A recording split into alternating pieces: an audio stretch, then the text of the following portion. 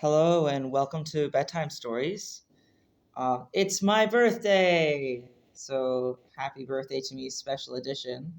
I'm actually about to be reading chapter 1 of a fic that my friend BiBookDemon posted for me today.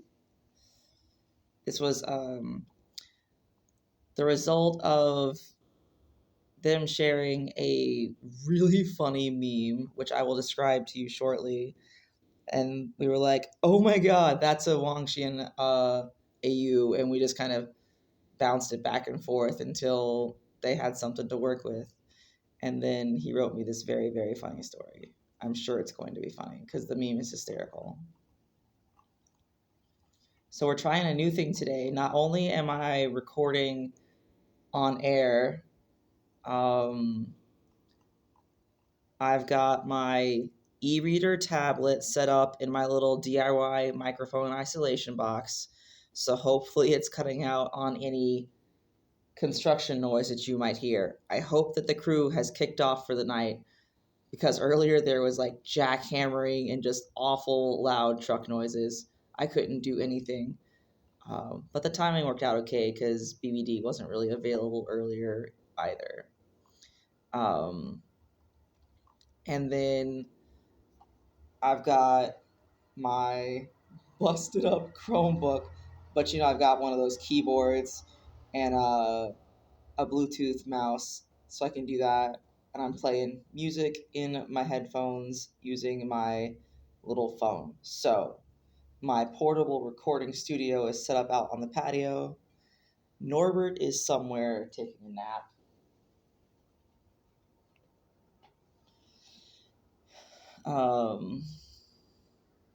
So anyway, I am live streaming in my Discord server because I have one now. It's a watch party all the time. There are scheduled events, but it's basically whatever I'm listening to or watching and able to share at the time. It's multi-fandom because I am a multi-fandom shipper and enjoyer of many media types. So basically, it's just whatever I'm hyper fixed on that day. I'm also screen sharing the fic that I'm reading, so very real time, and I am reading it to the fic author to directly express my enjoyment. So away we go. This fic is called Live Fast and Get Fucked. The rating is teen and up. There are no archive warnings. Fandom is Mo Dao Zu Shi with the Wangxian pairing. Also featuring Lan Wangji and Nia Huaisong. Author's additional tags. Mentioned Wangxian. Mentioned Ayuan. Boss/employee relationship. In the future, that is. Star Trek references. Movie night. Misconceptions. Light angst. It will get resolved, don't worry. Wei Wuxian has ADHD. Lan Wangji has autism. Why is there a tag for ADHD Wei Wuxian but not autism Lan Wangji?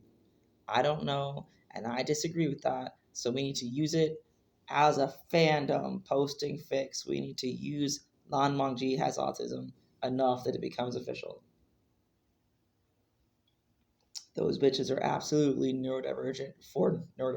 Yes, the fandom must rise up. Why is autocorrect capitalizing some names but not others? Autocorrect, who knows? Lan Wangji has feelings. The indignity. How dare. Family issues. I say light angst for now, but depending on how long I decide to make this, I may do a deeper dive into Lan Wangji's family dynamics. That is definitely a little bit more angsty than lighthearted. More relationships will pop up too, by the way. Something to look forward to. Oh yes, my queens. Wan Qing and Jiang Yang Li mentioned. Also, the last tag is comedy. It was published today. That is 2025, April 13, by the way. Currently, we're at roughly 3,400 words, so this is going to be minimum a half hour, probably more. I get talky. I get distracted sometimes. I distract myself. And when I'm doing the live stream, sometimes I interact. BBD, my special guest, might also choose to speak. We'll find out if they have a comment. It'll be like the director's cut. He says it's meant to be comedy. Hopefully the comedy is stronger than the angst. All right. Let's go. Summary. Wei Wuxian's boss is some stick-in-the-mud rich brat who he's sure is annoyed by everything about him. Lan Wangji absolutely fucking hates his job on account of a ridiculously hot employee at his location. Wei Wuxian goes out of his way to make himself a pleasing presence so that his boss doesn't fire him. Lan Wangji goes out of his way to avoid the ridiculously hot employee so he doesn't say anything stupid. All of that changes when Lan Wangji horribly butchers a Vulcan salute in front of Wei Wuxian. This is all caps, by the way. Star Trek lover. Oh, no, I was wrong. The L is not caps, but I think it should be author's notes. The fic is for me. I just want to say a really, really big happy birthday, and I hope you enjoy this. And then it's the little text emoji XD, the really big smiley face. Plus, this was inspired by the below meme. Limphao. Okay, so it's an image of Spock doing the Vulcan salute, live long and prosper. And somebody's post said, "My boss told me I looked like I watched Star Trek. And then as I was leaving, she said, 'May the force be with you.' Wait, no, it's live fast and get fucked or whatever," and held up the hand salute. So I guess it was a good day at work. And so the text over the image of Spock is, "Live fast and get fucked," or whatever. Delightful.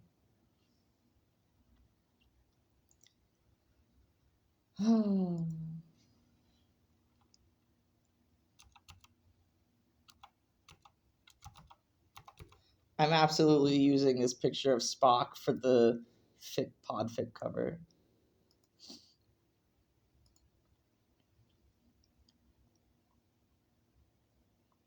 Okay, here we go. Timestamp 8 minutes, 27 seconds. Starting chapter 1.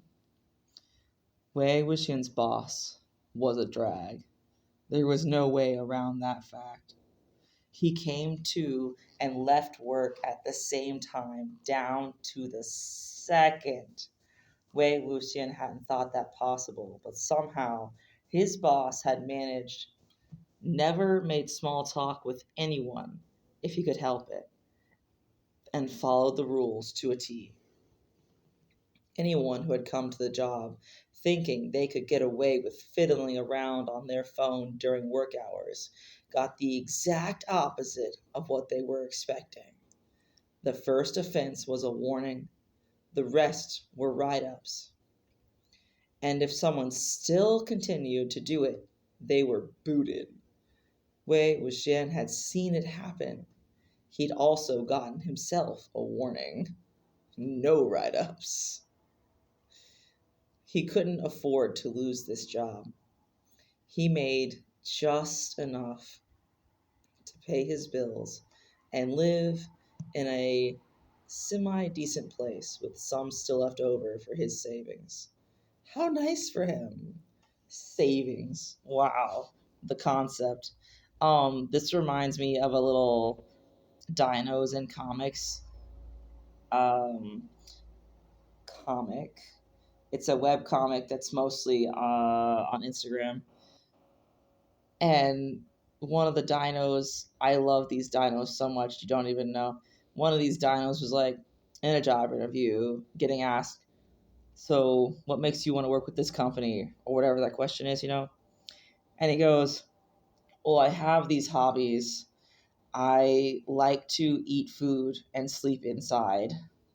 Like, relatable, yeah. Why do I want this job? I need money for things, okay? Fucking pay me.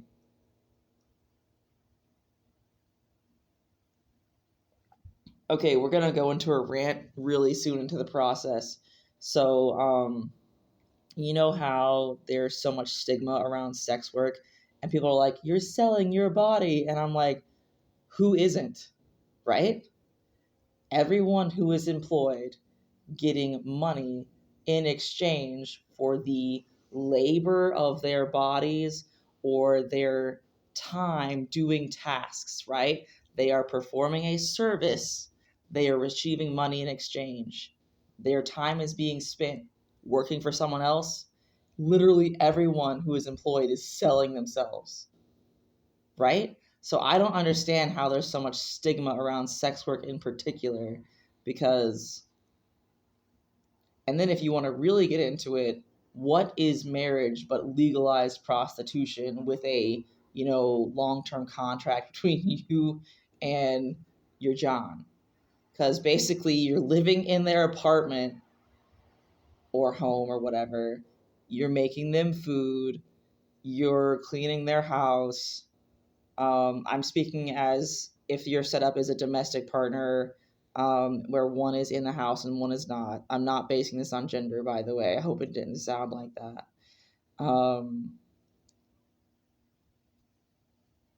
You're right. Every job has its risks.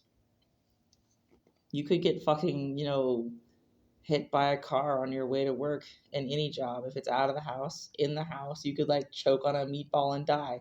You could be SQH, you know, whatever. So, yeah, I need this job, right? Because I have bills.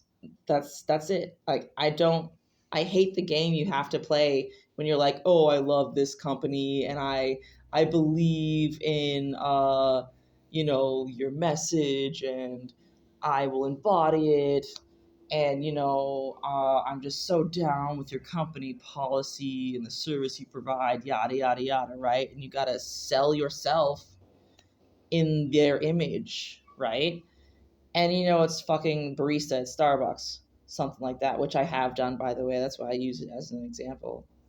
I got a seasonal job because I wanted extra money to buy Christmas presents for my family, you know?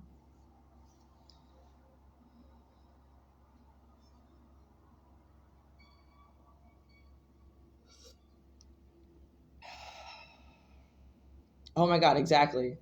Um, in the chat, BBD is saying, I like to compare it to making myself their business slut. All right, back to the story.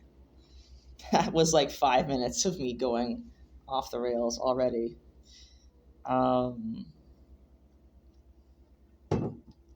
That's right. Okay, yeah, he's got getting enough money to make savings. Like, good on you, bro. He wasn't sure he'd be able to land another job, let alone one that paid above minimum wage. So, despite his boss being a real fucking stick in the mud, he came to work on time, dutifully did his tasks, and went home at the end of the day. When he'd first started, he tried making conversation with Lan Wangji in the hopes that he could get into his good graces. He thought it would be nice to at least be on speaking terms with his boss. He was shut down quickly each time, his boss going so far as to give him a look that Wei Wuxian could only think of as a death glare. How had he even climbed so high in the chain when he didn't communicate with people? Whatever. In the end, he gave up because he didn't want to annoy him to the point of being fired. Oh my god.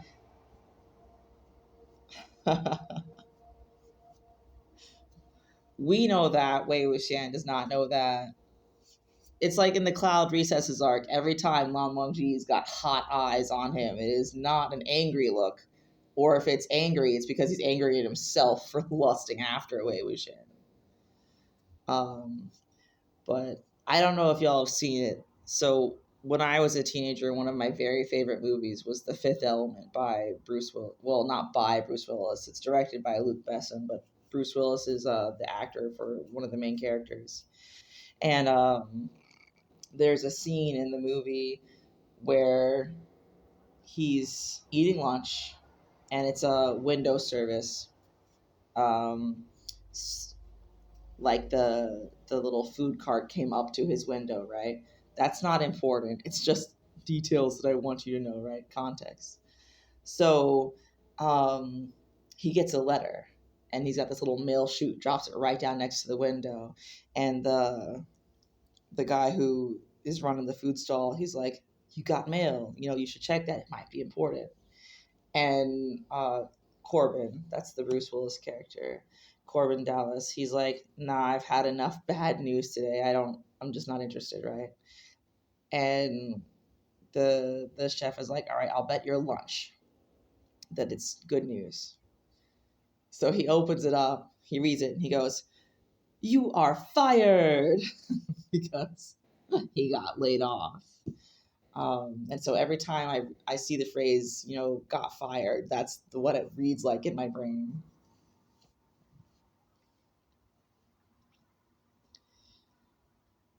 So he did get a free lunch out of it, though. Okay, he didn't want to annoy him to the point of being fired. He didn't know whether or not he could be fired for that, but best not to push it. Besides, he'd ended up making friends with one of his co-workers, Nia Huaisong. He'd seemed shy at first, uttering an alarmed, "I don't know," before scurrying away when Wei Wuxian tried to ask him a question. Luckily, that didn't discourage him. His co-worker's behavior, was easier to navigate than his boss fucking glaring at him. All right, so I need everyone to know I am listening to my Wangxian music playlist at this time. And so one of the videos that just popped up features Wang Yibo. If you don't know that Wang Yibo is the actor who played Lan Wangji in the Untamed drama, I don't know why you're listening to this fic. But I'll put this link in the bonus materials. He's such a fucking phenomenally talented dancer. Like, he's got that inborn rhythm and whatever, but you can tell how many hours of work he has put into it, right?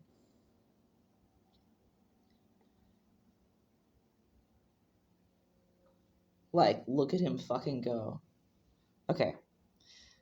They'd quickly become close when Wei Wuxian finally broke through that shy outer personality. He was quite the chatterbox, actually, and cunning, too. He had it all figured out, all being a general term for literally everything in his life. It made Wei Wuxian a bit panicked, seeing as how he had nothing figured out. But he shoved that away, especially when Nia Huaisong started talking about their boss. I tell you what, though, Huaisong has some things figured out, but mostly he's just better at faking it. Every time in my life I thought I had shit figured out, literally like the next day, something happened to prove me wrong. So I've stopped thinking that I have anything figured out. I basically just am a walking pile of coping strategies for my neurodivergence. And, what works one day might not work the next.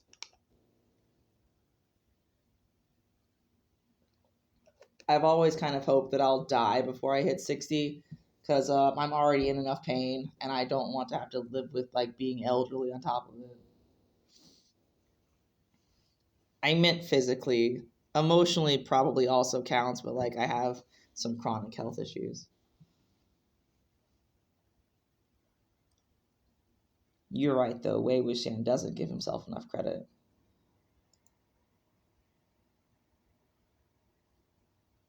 Oh, like day of, nice plan. Within a single conversation, Wei Wuxian had answers to many of the questions floating around his brain. Lan Wangji was the youngest son of the Lan family, well known in the upper classes for owning one of the largest grocery store chains in the world. The very store that Wei Wuxian was working at. I'm going to headcanon this as an Aldi chain because that's a classy grocery store. And also budget friendly.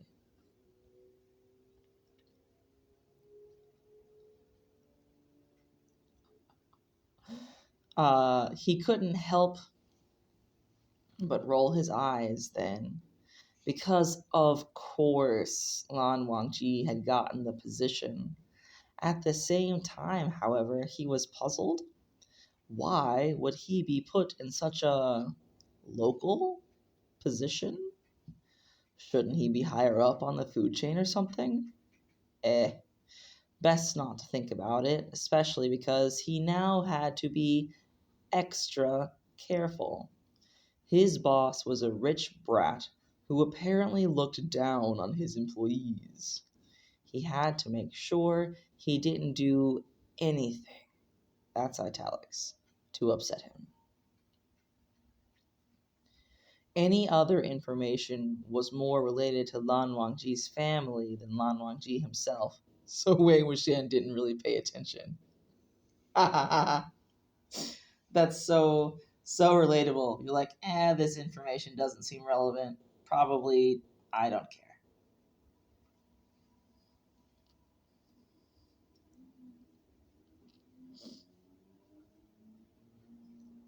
Time to play. How many times is Lan Wangji referred to as a rich brat? I don't even know what a Winco is. Sorry.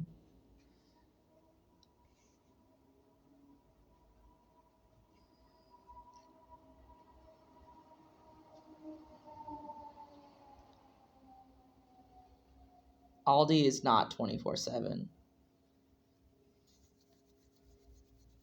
They have the setup where you have to put in a quarter to get the cart out of the rack.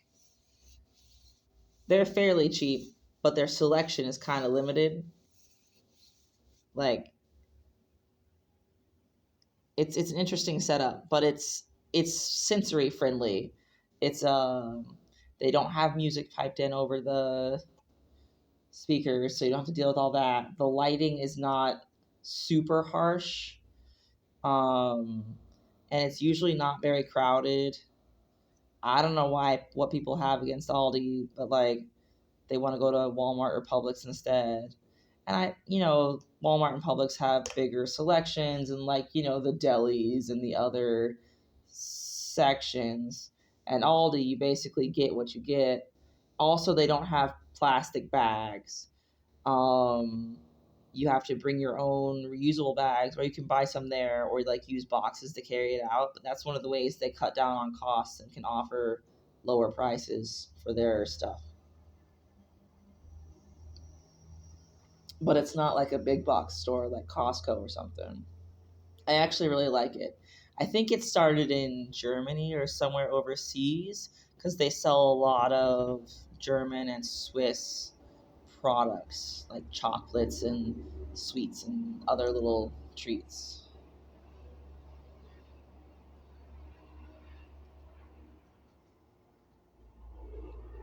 Okay, anyway, back to the story.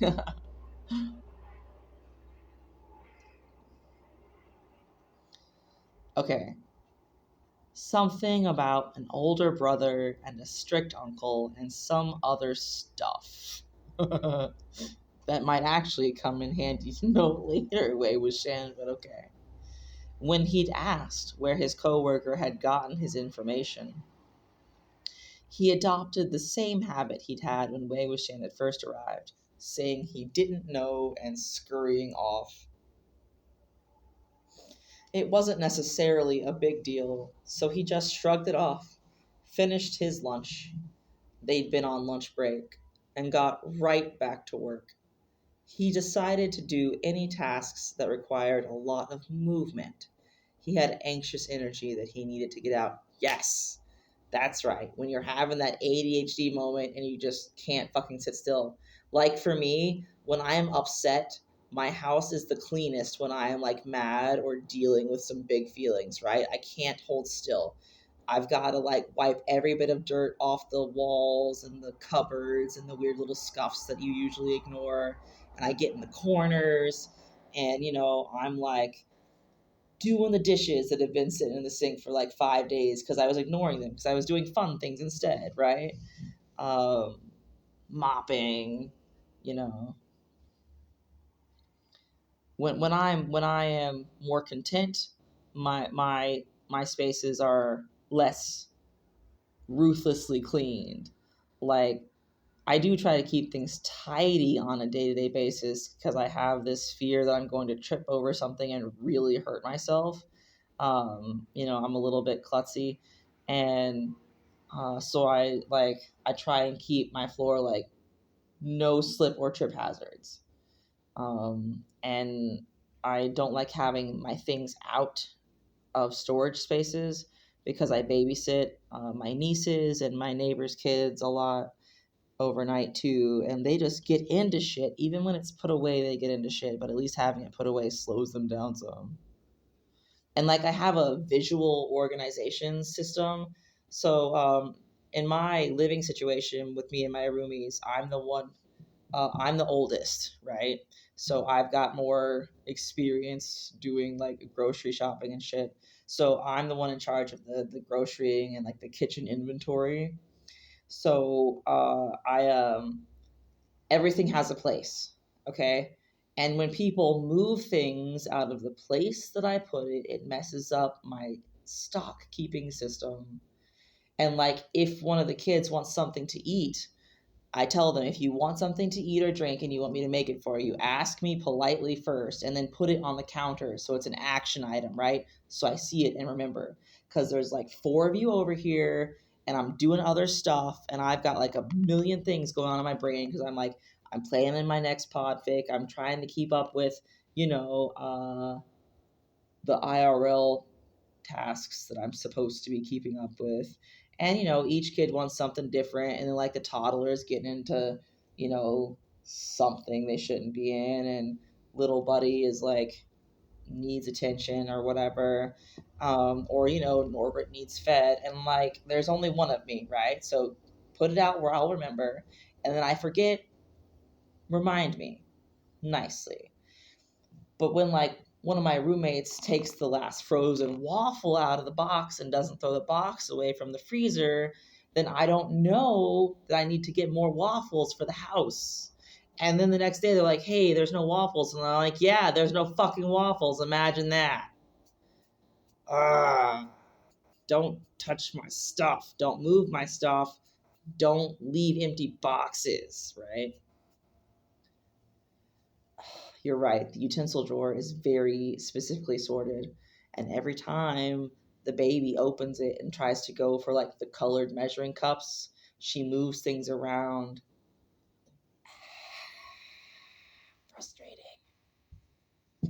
Okay, so like PSA to everyone who might have a roommate in the future. If they have an organizational system, please be kind to them about it and don't fuck it up, right?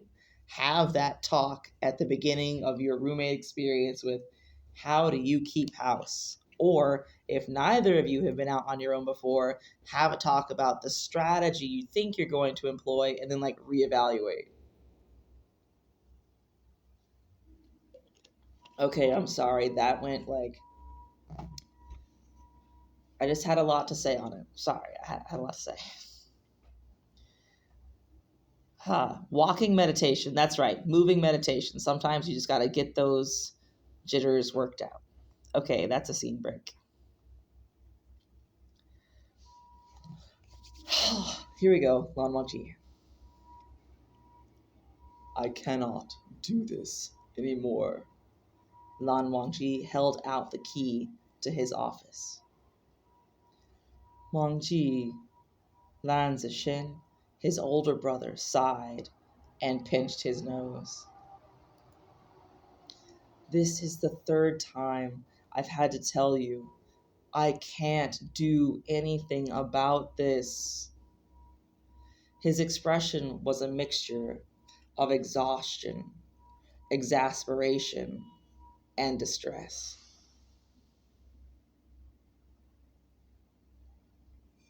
Oh, is this Zishin point of view? Oh my god, it is. Okay. He loved his brother. He did. And he wanted him to be happy. But he couldn't do anything. And Lan Wangji kept asking him to do something. There's a lot of italics in Zishin's speech. The emphasis. Oh yeah, he's definitely coming off his stress. On top of that, one of their financing employees had completely screwed up last month's numbers.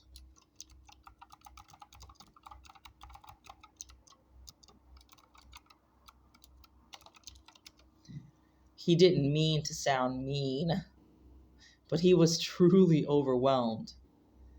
And he was trying to fix that on top of managing a shit ton of other things. I feel like this is how Zishin really would think to himself, though. You know, like he projects that calm, serene exterior, but on the inside, he's just like 5 seconds away from a screaming, violent breakdown. Lan Wangji fixed him with a death glare, retracting his hand. I cannot do this anymore, he repeated.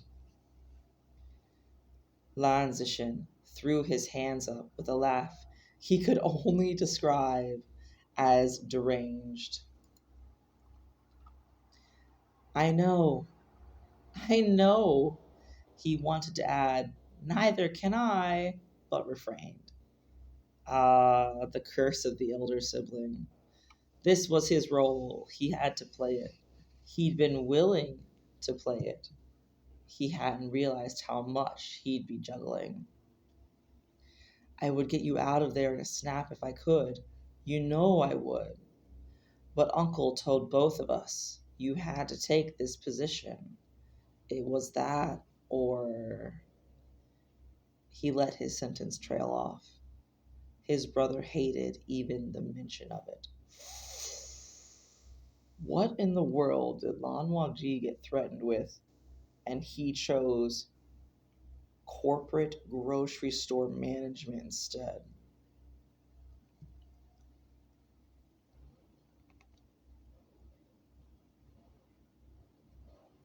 Okay. Warning to everyone listening. We have just been real time. Heads up. Here comes the angst.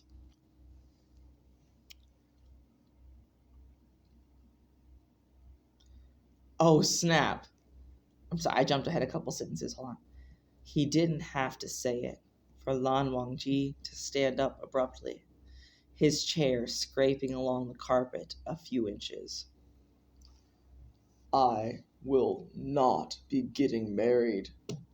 An arranged marriage with who? He turned quickly. Is it Susha? And stomped off, the conversation over just like that.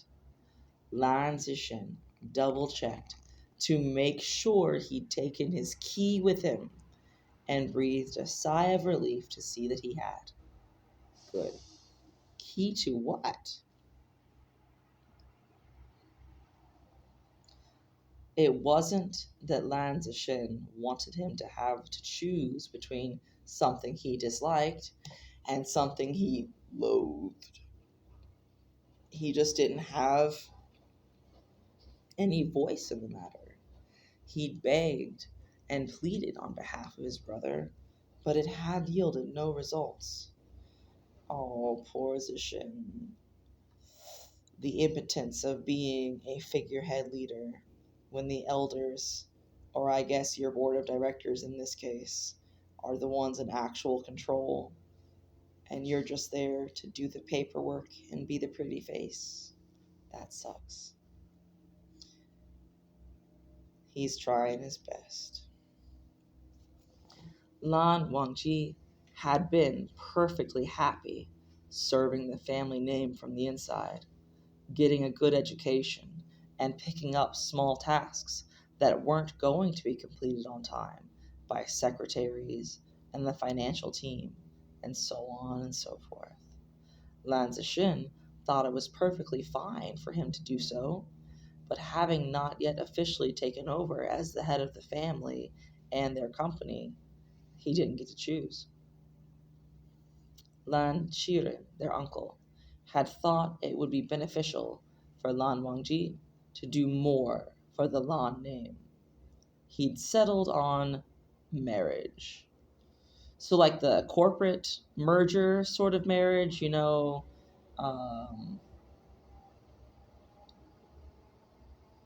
where he gets family ties with another wealthy conglomerate sort of family. Ah, yes, Lan Zixin has been the shit umbrella, so Lan Wangji does not realize how shitty it has actually been.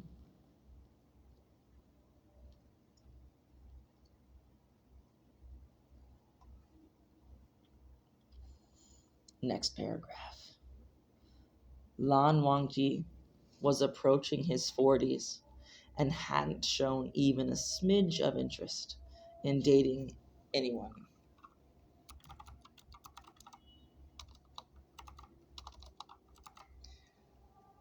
But there was the whole expectation of a wife and heirs and blah, blah, blah. It was outdated, and his uncle reflected that. Oops, I pasted that wrong. Hold on, back up. It was outdated, and his uncle reflected that. It's one of those stupid English things where reflected can be I reflected upon this concept, or someone reflected a behavior or an image. And you never know what it is until like after you're in the middle of the sentence.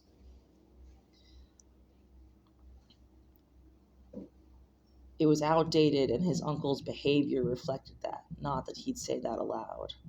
The moment his brother had been told of this, he blew up. Oh no, did he have a full autism meltdown? Lan Zixin had no words to describe exactly what that looked like for Lan Wangji, because he didn't blow up like others did, but it was messy. Messy enough that his brother threatened to withdraw from the Lan name, which would have been bad for publicity, and resulted in him being given the alternate option of taking over a manager role at one of their store's physical locations. Lan Wangji had hesitantly accepted because withdrawing from the Lan name was a lot more complicated than just leaving. And he must have figured it would be better to attempt the job and keep his name. Okay, I'm sorry. I gotta pause and go refill my beverage. BRB. Record. All right, I'm back. Okay, so Lan Wangji had wanted to keep his name, so he's trying at the job. Lan Wangji did wish he could change it all, but for the time being he couldn't. So he continued to work hard in the hopes that his uncle would abdicate his spot as the Lan family head soon. When that happened, Lan Wangji could change things. He's got big plans. And that's a scene break. Ooh, Lan Wangji POV, here we go.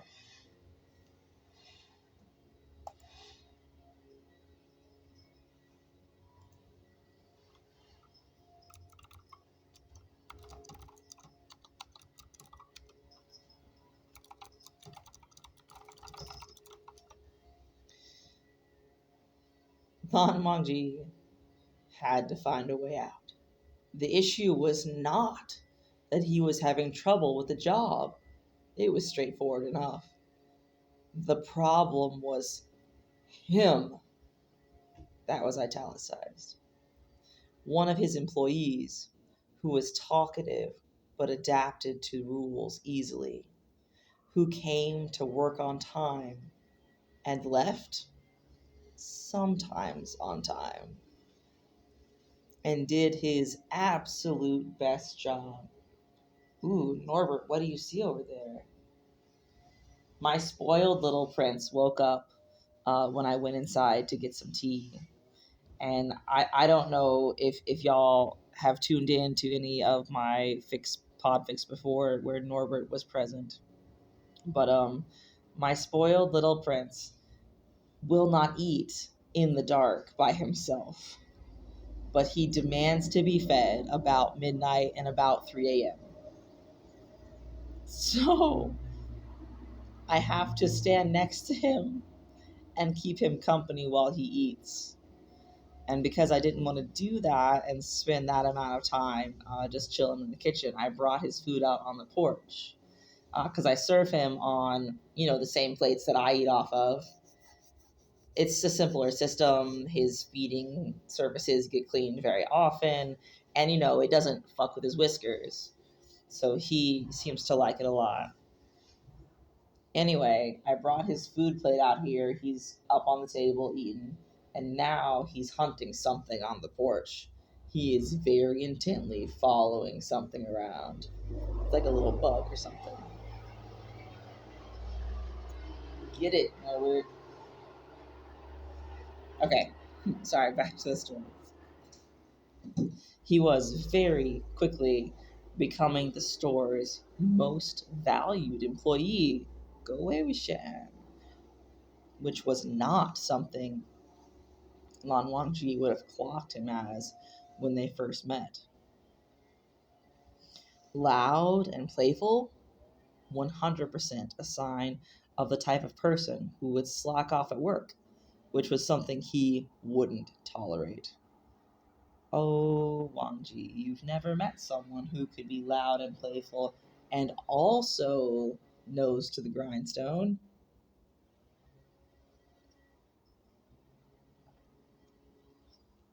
I love it. I think one of my most favorite things about the Wangxian dynamic is stop making me laugh. I'm trying to talk. Is when Lan Wangji has his worldview just completely rocked off its axis by Wei Wuxian. Because, the way he was brought up, you have to be super serious and controlled all the time. And, cracks in your mask are not allowed. And I mean that in the autism masking sense. Not like your metaphorical,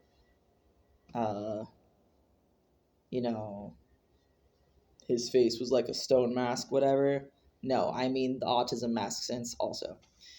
And so Wangji not allowed to show weaknesses as his family considers them.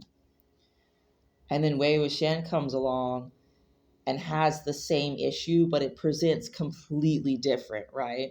Because his mask is not quiet and solemn and controlled and scholarly. His masking is loud and in your face. He's like controlling the narrative, right? And Lan Wangji does not know that you can be super competent, but also more chaotic, like Wei Wuxian is. And then, yeah, like you're pointing out right now, Wei Wuxian doesn't realize that you can be loving and fun and silly, but solemn, like Lan Wangji is. So the way that they change each other is so beautiful. Yeah. Okay. Where was I?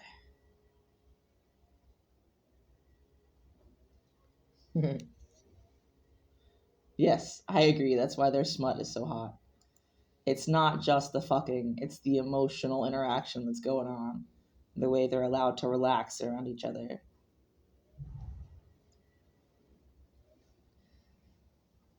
Let my Blorbos be happy in whatever form that takes. All right.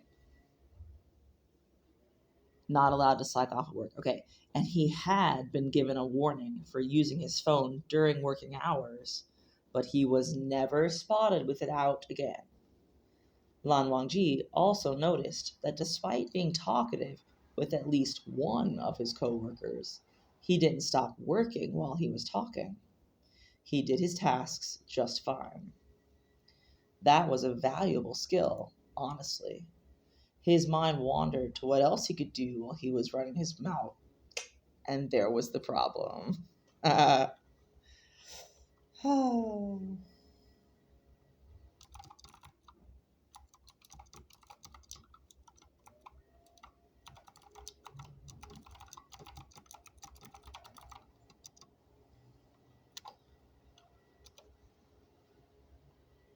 Wangji is so disciplined, so disappointed in his lack of self-discipline. He does not accept that he can't control his thoughts, his inner narrative. How dare he think of someone like that?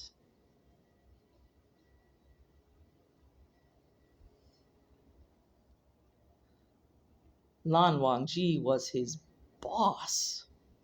There was power at play in this situation. So Lan Wangji couldn't do anything about the gigantic crush he developed on Wei Wuxian the moment his employees started trying to have a conversation with him. See, I called it. He wasn't mad at you, Wei Wuxian. He was mad at himself. His reaction to that had been, well, he probably came off as an asshole. I love this Wangji. He's old enough. He's like the Wangji that we see in the book, right after the 13 or 16 year separation, depending on how you count it. Post resurrection, Wei Wuxian, who's had a lot more time to, what's the word? Not retrospect, introspection, and self-reflection. Like, he's had a lot more time to learn about his communication styles and to notice when he's overcompensated. Like, he might not be able to stop it in the moment, but at least he recognizes what he's doing. Oh, for sure. I think Wangji struggles with a lot of intrusive thoughts and impulses. This reminds me of a discussion I was having with someone recently, and their stance was that people with mental health conditions like oppositional defiance disorder and autism and ADHD, for example, are not responsible for their actions all the time. Like when they have meltdowns and they hit or say mean things, and I'm like, stop right there. Mental health conditions can cause intrusive thoughts and impulses. Yes. But in my opinion, actions and words are choices that you are consciously making. You are responsible and accountable for the actions and you choose to take and the words that you choose to say. And the only time that statement does not apply is if you are in the middle of a dissociative fugue state and then you are legally non-compos mentos. And that is an entirely different situation. But if I can look you in the eye and watch you making the choice to say something hurtful because you're trying to get a certain response out of me, then no. It's not, oh, I have autism, I'm not in control of my words sometimes. No. Autism is a communication disorder, absolutely. But that doesn't mean you're not responsible for the words that come out of your mouth. And if you say something you regret, then you can acknowledge that and apologize for it and make amends. Because when you're heated and you're angry or upset, it's easier to say things that you normally wouldn't because you're like venting pressure, right? But then you reflect and you're like, oh, damn, that was not me choosing kindness. And I regret that. And I want to acknowledge that I did something hurtful and, fix it. Yeah. And it's not just apologizing in general, it's apologizing in specific and then making changes. Because blanket apologies, aren't worth shit, especially when the behavior pattern doesn't change. I'm sorry, I am totally trauma dumping on y'all. I'm actually not sorry for the information that I'm sharing because I think it's important, but we have gone far off from the story that we started out to read together. So I'm going to go back to that. But if anyone is interested in my thoughts on the topics we have just shared with each other, feel free to reach out because I do have lots to say, as you can tell. All right. Lan Wangji is struggling with intrusive thoughts and a crush.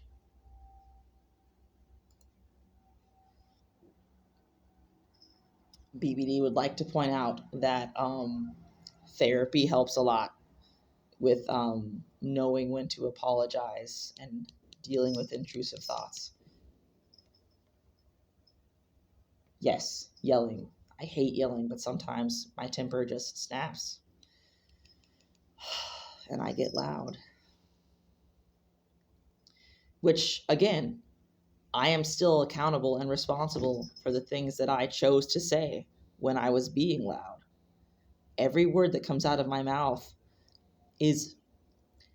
I struggle with speaking clearly and my word order, so I am actually extremely conscious of every word that I say. And perhaps I am projecting and overcompensating into this conversation, but TLDR, words are choices just as much as physical actions.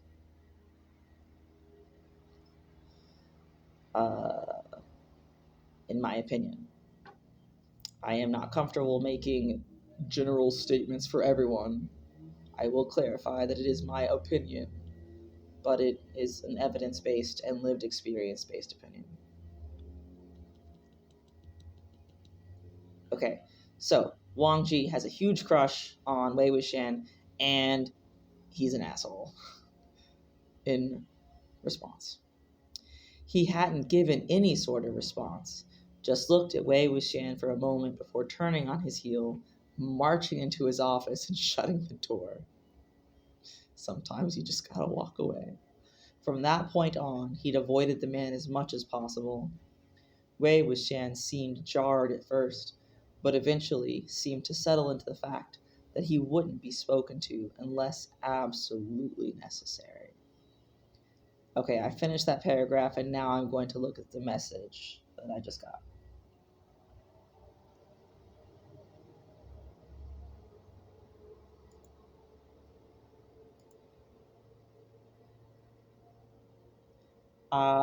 I'm going to respond to your message right now. Yep, I was gonna say later, but no, right fucking now.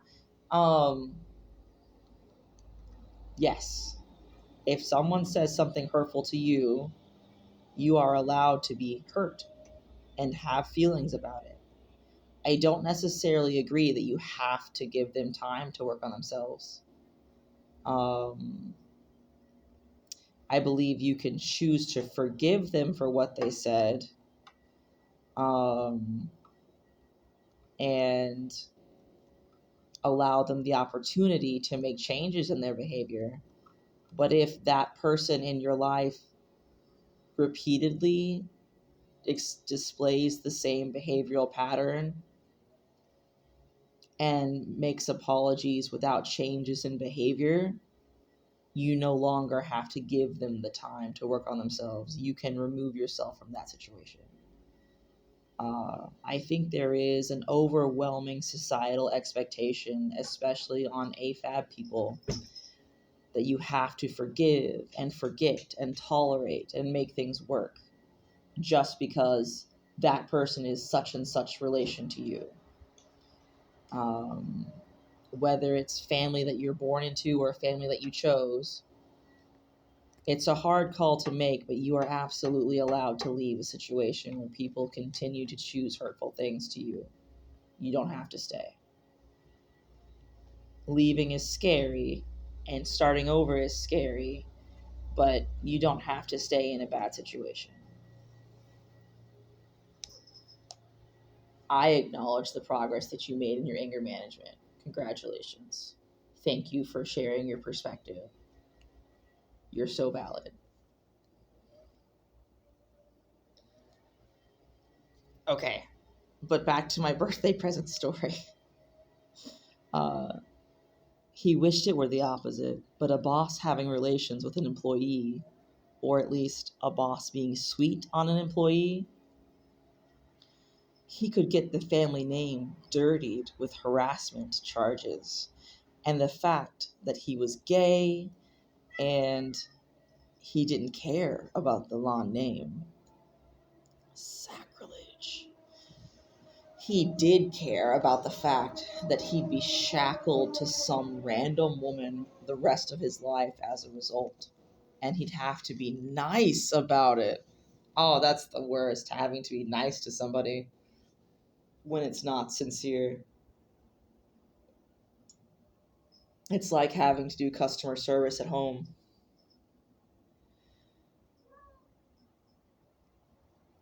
He was sure his family would choose someone that would normally suit his taste. But no amount of perfect personality would replace the fact that his theoretical wife was not a member of a gender he was attracted to. And then they'd have to screeching record halt noises in his brain. He'd rather not think about that. If he shoved his feelings down long enough, they'd go away, and then he wouldn't want to leave the job so bad. Okay, you know that meme, and they're like, it's a gym bro, and they're like, what do we do when something about our feelings? And he's like, we get bigger muscles. I'm gonna have to look that up. It's super funny, but I'm not remembering the exact words right now.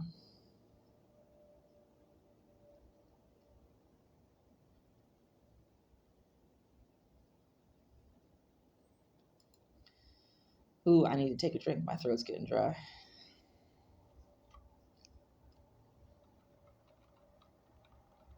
See, I said it was going to take at least half an hour, and we're at 59 minutes because I kept distracting myself from the story.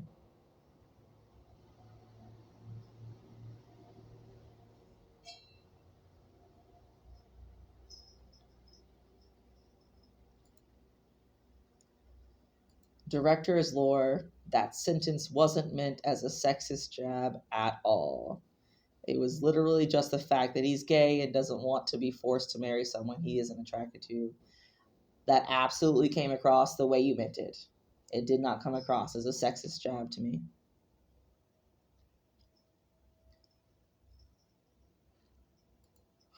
What do we do when someone upsets us? Commit murder! That's a Shu Yang meme if I've ever seen one.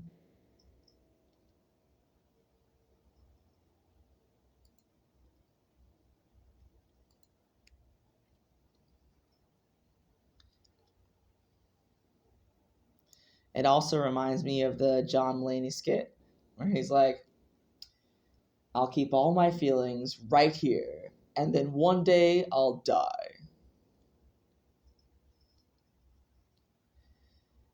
If he shoved his feelings down long enough, they'd go away, and then he wouldn't want to leave the job so bad. Maybe he'd even be able to hold a polite conversation with Wei Wuxian. His heart jumped at the thought of that. So he imagined bagging up his feelings like they were nothing more than old coffee cups in his office trash, waiting to be put in the dumpster out back. That's an excellent visualization exercise, actually.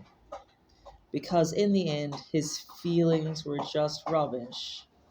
No worth in this world that he'd been born into. Oh no, ow, that's sad.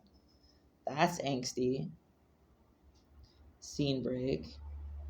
One of my previous therapists, when I was actually asking about strategies to deal with intrusive thoughts, shared a visualization exercise. There's two that she shared with me. And one is, okay, so the intrusive thoughts are like you're in a grocery store, which seems relevant to this story. You're in a grocery store and it's like, you pick up a soup can off the shelf and you read the label and you're like, no, that's not actually the one I want. And you put it back and then keep walking. You don't have to put it in the cart just because you picked it up off the shelf. So you can put that intrusive thought back. Which relates to what I was saying before. You can have the impulsive, the impulses and the intrusive thoughts. That's the mental illness. Or I don't like referring to mental health conditions as mental illnesses. They're just, with neurodivergence, it's a different brain structure, not a sickness. Your brain is literally just structured different. And if you are having a neurotypical structure, but chemical imbalances, still not an illness. It is a chemical imbalance. Like you're not being attacked by a virus or something. It's not a sickness or an illness. It is a medical condition, yes. But I hate being pathologized like I am a sickness walking and not a person who has a different brain structure and the occasional chemical imbalance therein,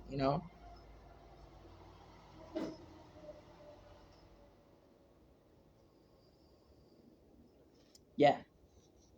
I'll pause the recording for you. Okay, and we're back. So, before I go back to the story, which I will do very soon, the second exercise my therapist shared with me is that picture that you are involved in a game of tug of war across a river. And on the other side is something that scares you. She called it a monster. I have issues with the linguistics of a monster being something that's scary and hateful and that you don't like because monsters are such allegorical characters for people with disabilities, being othered in the community. So there's something across the river that scares you and you don't want to continue engaging with it. Let go of the rope and walk away. So I've used that mental exercise a lot. It's even a strategy in like conversations and situations you don't want to be in. Let go of the rope. You get so invested in the game that you forget you can just let go of the rope and walk away. All right, back to the story. Ooh, we're back with Wei Wuxian. Wei Wuxian was stuck late at work. He'd picked up a couple of extra shifts. He felt kind of bad for being thankful that some of his coworkers were out sick, leaving their shifts open. Oh, that's such a mood, yo. Like you're not rejoicing in someone else's misfortune, but you're like, I'm kind of grateful for the opportunity it provided me.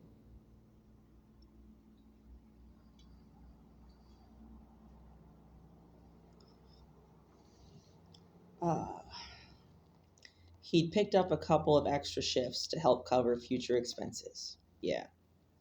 His best friend had recently complained of car troubles and how much they were draining her bank account. Is his best friend Mian Mian or Wangxian? Let's find out. His car was old and janky, and while it had gotten him where he needed to go, something was bound to stop working at some point. So true, bestie. If you can afford it and your credit score is good enough, leasing is actually a really nice strategy. If you fall into the mileage requirements, because you've got a newer vehicle that has warranties and like guaranteed dealer maintenance packages. Uh, I'm not going into that. I'm sticking with the story. Some of us need to take showers and go to sleep at some point. Wang Qiang's call had been a wake-up call. He had to put more money away in his savings. Bro, stop calling me out. I can't. I don't have anything. I used to have savings. So there he was, 1 a.m. in the morning, sweeping up a broken jar on the final stretch of his shift. Some kid had knocked it off the shelf when their mother wasn't looking. It reminded him of a time he'd volunteered to watch Ayun, adopted son of his sister and best friend. That's right, because the tag said Yang Li and Qing. Is that ship name Qing Li? What is the ship name for our queens? Is it just queens? Because that's what I'd call it.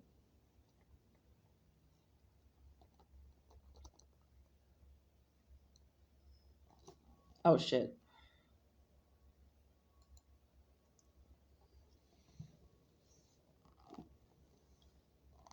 Uh, and the clumsy boy had tripped over his own foot, was sent tumbling, and grabbed at whatever was within his reach. Unfortunately, they'd been out shopping and were passing through a kitchen supply aisle when it happened. Not good planning on Wei Wuxian's part. It's not like you knew he was going to flail his way into a display of glass jars. Ayuan managed to take down 3 or 4.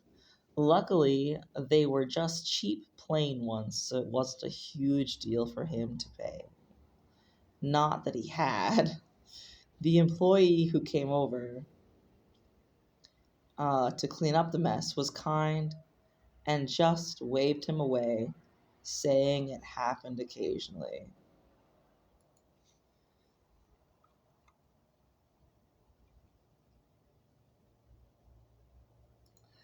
Um, Forgot to capitalize whose name? Oh, actually, the lowercase y is the correct spelling when you have the A prefix in front of it.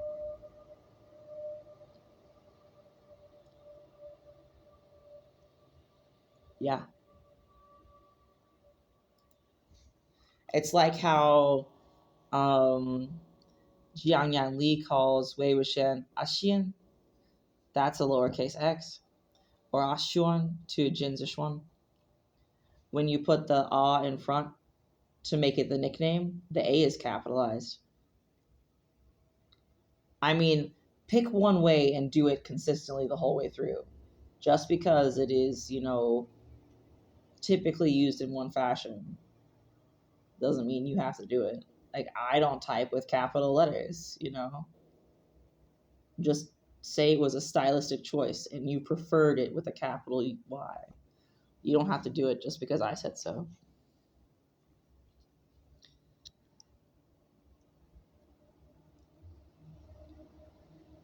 Or you can do a Control H. What is it? The find and replace.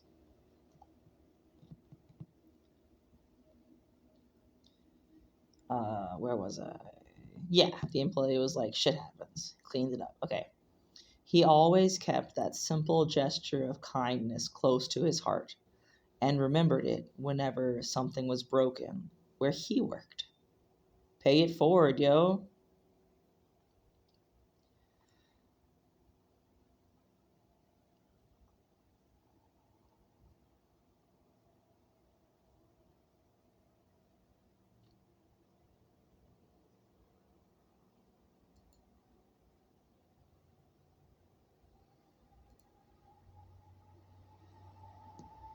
Oh, sorry, that was a long blink. I'm getting sleepy.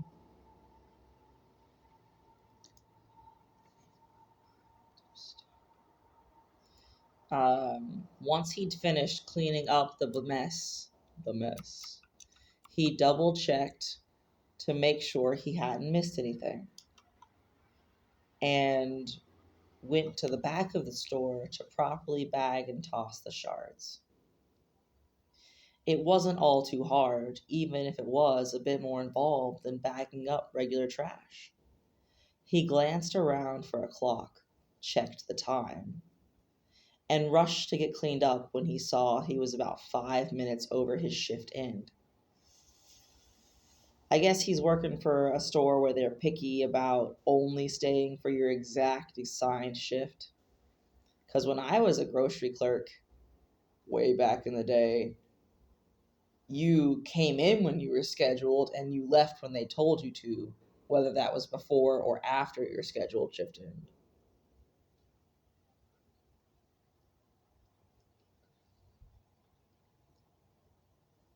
Uh, Also, sweetie, just get a watch. I know you're used to checking your phone for the time, as are we all, but instead of depending on random clocks existing, put one on your body. It doesn't have to be a wristwatch. The sound of the machine used to clock him in and out made excitement well up in his chest. It was the end of the week, at least his work week, and now he had a whole 2 days to unwind and relax before more work and more shifts. If his coworkers were still out sick, that is. He had plans for the weekend. He was going to do a Star Trek marathon. This makes me smile because for my birthday today, I hosted a day-long party in my Discord server where I streamed any movie that I felt like watching or show requested, and people just dropped in if they had the opportunity. It was very short notice, so not many people had the opportunity to drop in, but I still had fun.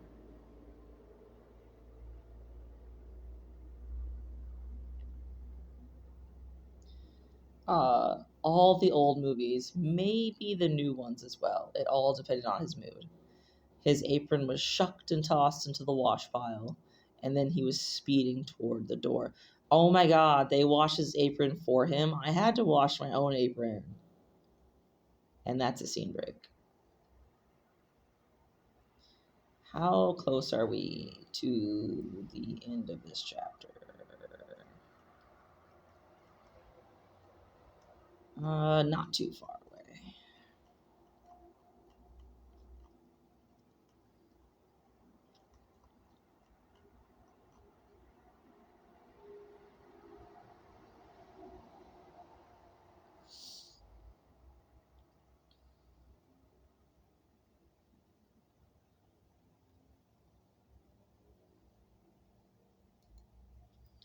Oh, it's all right, Boo. You were busy. You had stuff going on. I understand. People have lives. They don't exist just to hang out in my Discord server. I hope that didn't come across as sad. I was just explaining what happened today.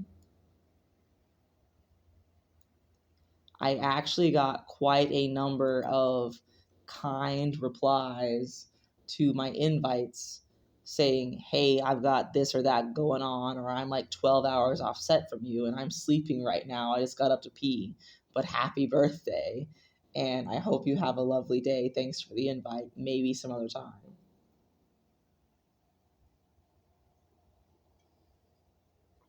That is the issue with last minute impromptu events. People have prior commitments.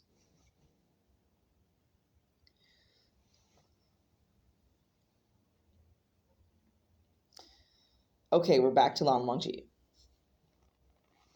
Lan Wangji was still stewing over his situation, so much so that he decided to stay at work late to focus on whatever he could get his hands on. Ah, the difference between hourly and salaried employees.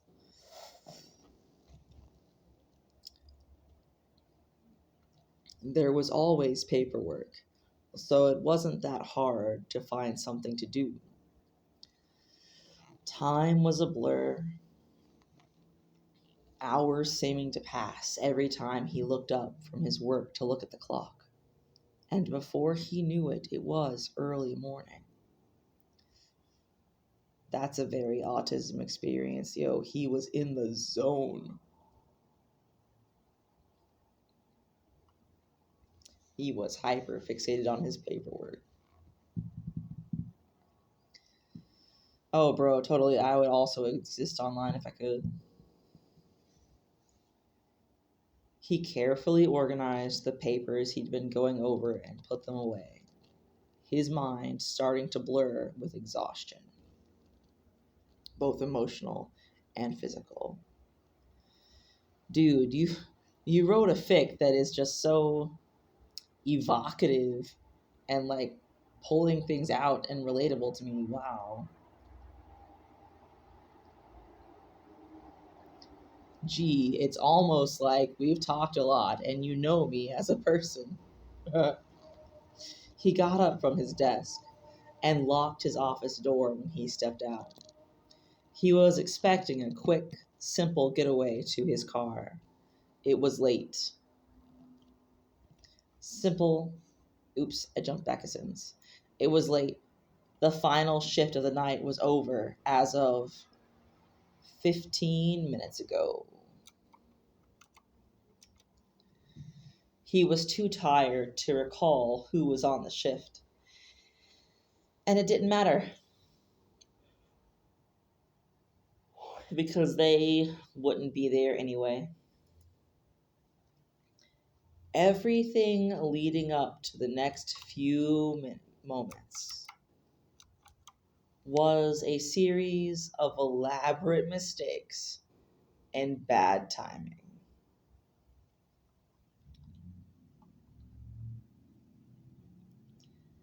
You know, when I'm upset, I'm either cleaning to make my environment tidy so that I can feel tidier inside of it.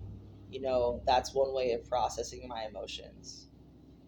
Or, like you point out, do paperwork or homework until you pass out on it.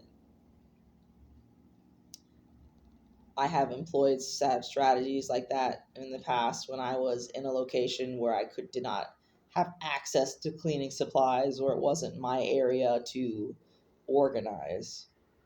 Oh, yo, one time I was over at a relative's house for like Christmas and they had this cabinet full of like artisanal olive oils and stuff. And I was just so anxious about something. I reorganized the entire cabinet without asking permission first.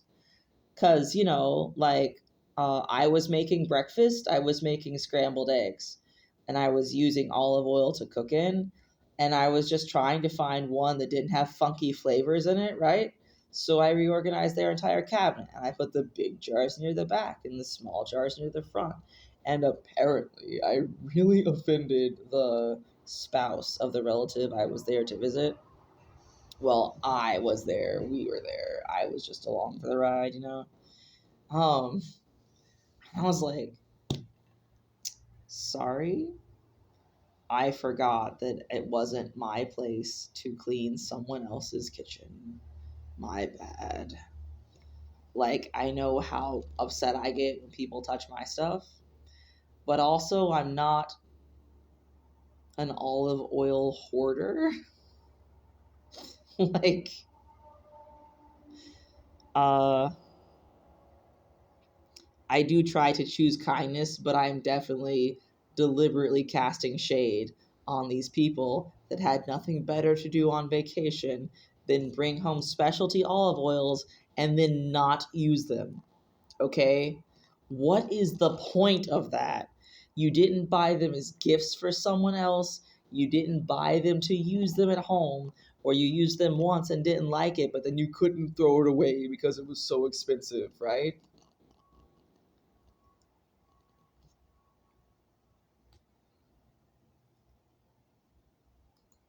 Well, that actually sounds like fun. Like, especially if they had bread, you could dip into it if it was that kind of taste testing.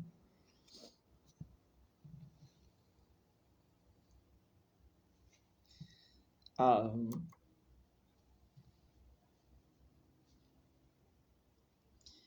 okay, so here we are at the catastrophe, the series of errors, the series of unfortunate events.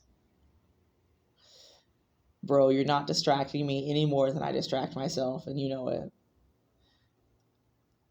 Wei Wuxian rushed out of the employee locker room in a somewhat tattered t-shirt.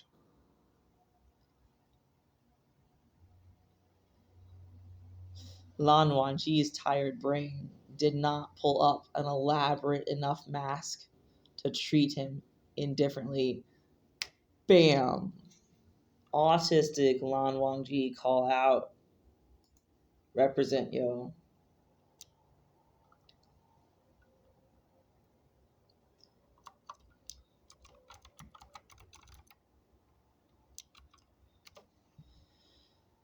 Wei Wuxian, who hadn't noticed him yet, was ecstatically mumbling about Star Trek to himself.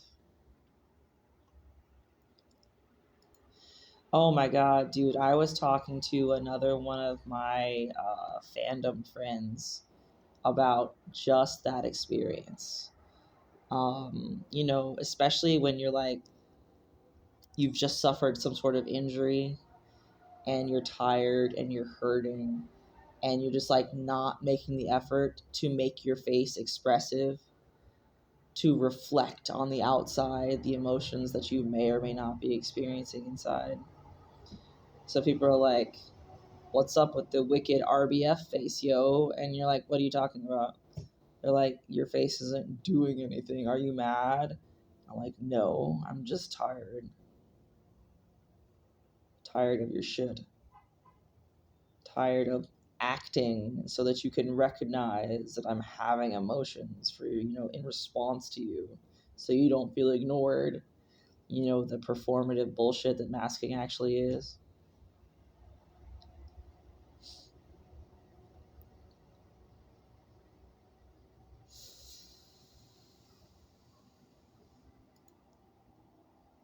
Bruh.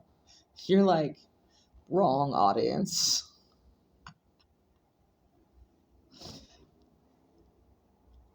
Sorry, I forgot who I was talking to and fell into the wrong speech pattern. Wrong lexicon. Oh, valid, yeah. It's really hard when you're in a group to code switch in between different people. When you're interacting one-on-one, yeah. Like, I'm not claiming to have a multiple personality or system identity. I am saying that when you're with different people, different aspects of your personality are emphasized. Like, um, when you're with a person who likes outdoorsy things, perhaps it's not your favorite, but you're like, oh, grass, yay, and you're engaging with them in their special interests, and you're leaning into your more gregarious, outgoing side, however much of it exists. And then when you're with one of your quieter friends, you're like parallel play engaged in, them doing a game and you reading a book or whatever. The vibe is much more chill. It just depends on the energy, like who you're with, and I tend to reflect it back, right? So if I'm with somebody who's chill, I'm chill. If I'm with somebody who's like vibrating out of their skin, I'm usually pretty hyped up too. And the various ranges in between. This seems to be not just a me experience. This is apparently true across nationalities and state borders.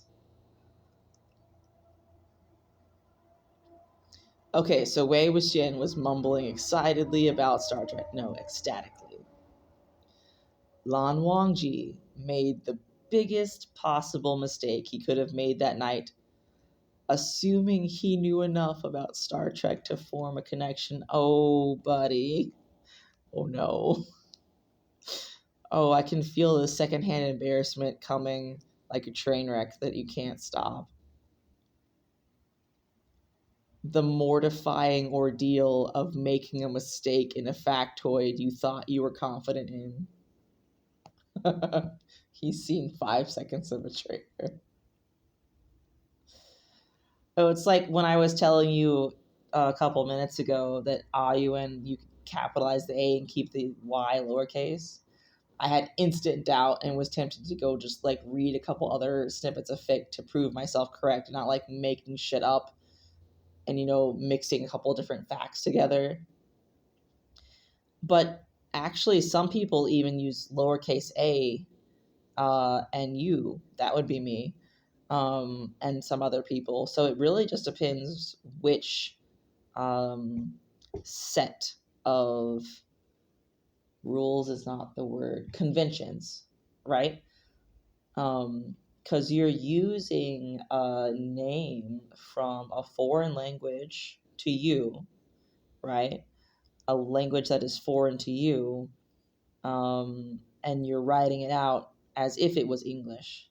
You're literally using a transliteration, the pinyin spelling of the Mandarin Chinese that these names come from, right? So there are naming conventions, but it's not like there's laws. And like, fuck it, grammar is what you want it to be. You're the author, do what feels right to you.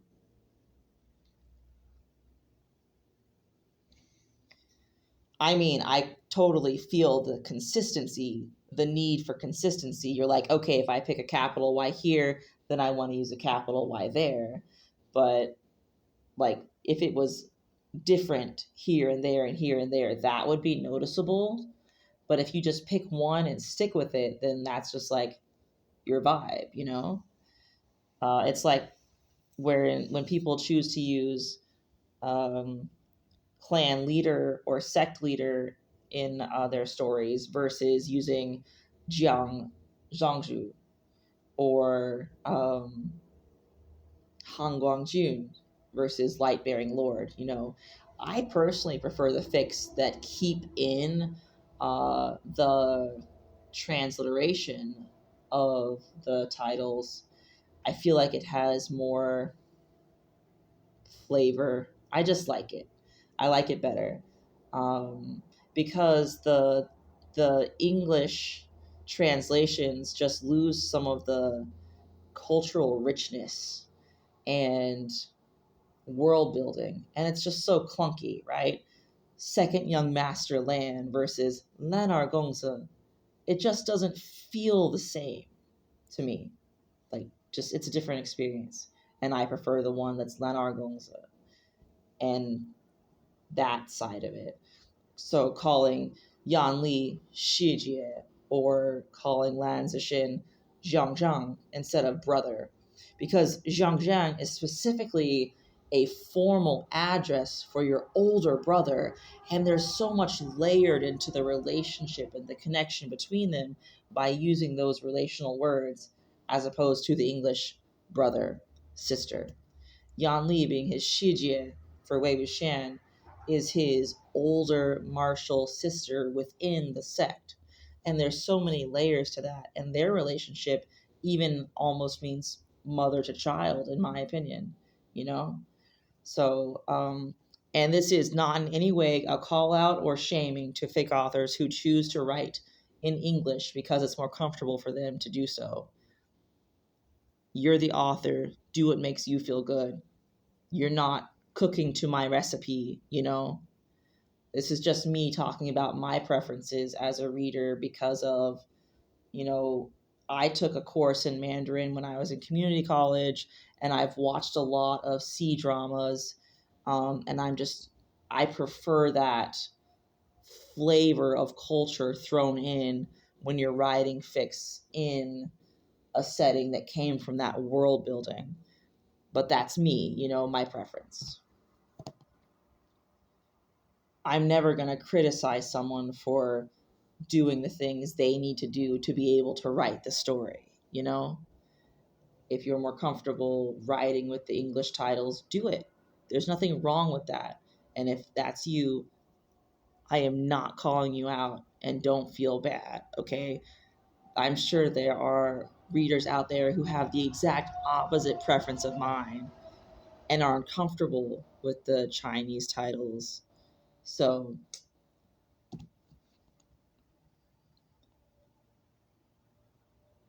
there's a series of really neat Tumblr posts I'm going to link to you, BBD, by Hongxi Guilai. They did some deep meta. It like reads like scholarly articles. In fact, I was thinking about making podlets of them all because they're so fascinating. Holy shit, it's been an hour and a half and I'm not done with this story reading yet. I'm going to have to make a note in my tags and author's notes that this is more of a hangout session than a straight read through of the story. But that's my brand, okay? The Bedtime Stories brand is we're hanging out and I'm reading you a story, but also I'm sharing my thoughts. We're getting to know each other better. There's nothing wrong with that, okay? Some people make the fics that it are, you know, more of the professional audiobook flavor with the editing and the music and the soundscapes and the more goal of perfected reading experience, and like, oh no, they heard me breathing, and they get really anxious about that and very perfectionist. And then there's like the cold read style, which is more like what mine is, where you're sort of chatting. Like I was really inspired by the Gay Watch YouTube channel and a podficker called Carrie Arentakai. So Carrie, you know, reads and her dogs come in and make noises, and she does her and Riona. Riona does a series where her their girlfriend is in the room and reacts to, and it's super fucking cute. Yeah, no, I agree. If I was just reading straight through the story, which is what I tried to do right in the beginning, I put myself to sleep reading the story. It definitely a very bedtime stories experience because, you know, I do these late in the evening for me, usually when it's quiet and my roommates are asleep or in their room doing their own thing. Because I sleep on the couch in the middle of the living room. I was the last one to move into the apartment. I do not have my own bedroom. So right now I'm out on the porch, for example, for more privacy. And I can only do like the not safe for work reads when everyone is asleep or everyone is out of the house or like I get a room at the library, which is why my rated e-fics are lingering in purgatory more than the gen or the teen fics. I'm so sorry to the authors and the people I have made promises about with those. I just don't have as much opportunity to read them. And that makes me sad because they're so good and I really want to share them with my friends who I started making podfic for. You know, there's a lot of reasons I started making podfic. A couple different things happened with like very a confluence of events, right? Lots of things came together, but there were just a few friends of mine, both IRL and fandom, like IRL but at a distance, and a couple of fandom friends I had made. And I was like, you know what? I want to read you a story. You're having a bad day. And I don't think she'll mind if I call her out. So my friend Fern to See is actually an IRL, a former roommate and bestie of mine. We don't live together anymore because I wound up moving down to Florida. But, we miss each other. We don't get a chance to hang out because our schedules don't line up. And I'm like, what if I read you a story, right? Because she's also into Wangxian and MDZS. And then there was a friend I made on Tumblr who, I was just scrolling through the dashboard and this person had made a post and they were having a rough time. And, I talk about how I try and choose kindness. That is a deliberate choice.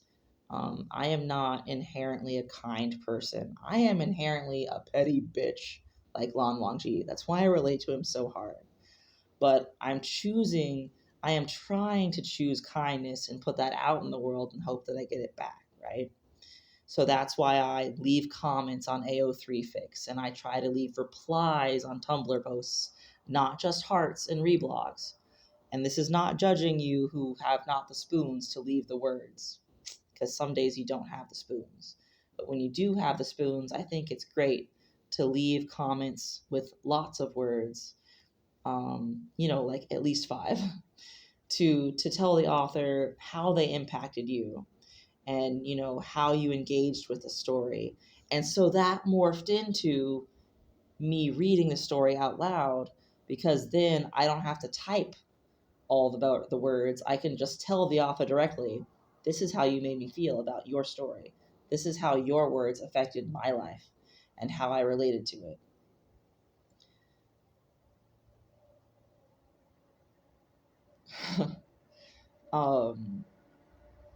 And you know what? I'm just going to tell you the whole story.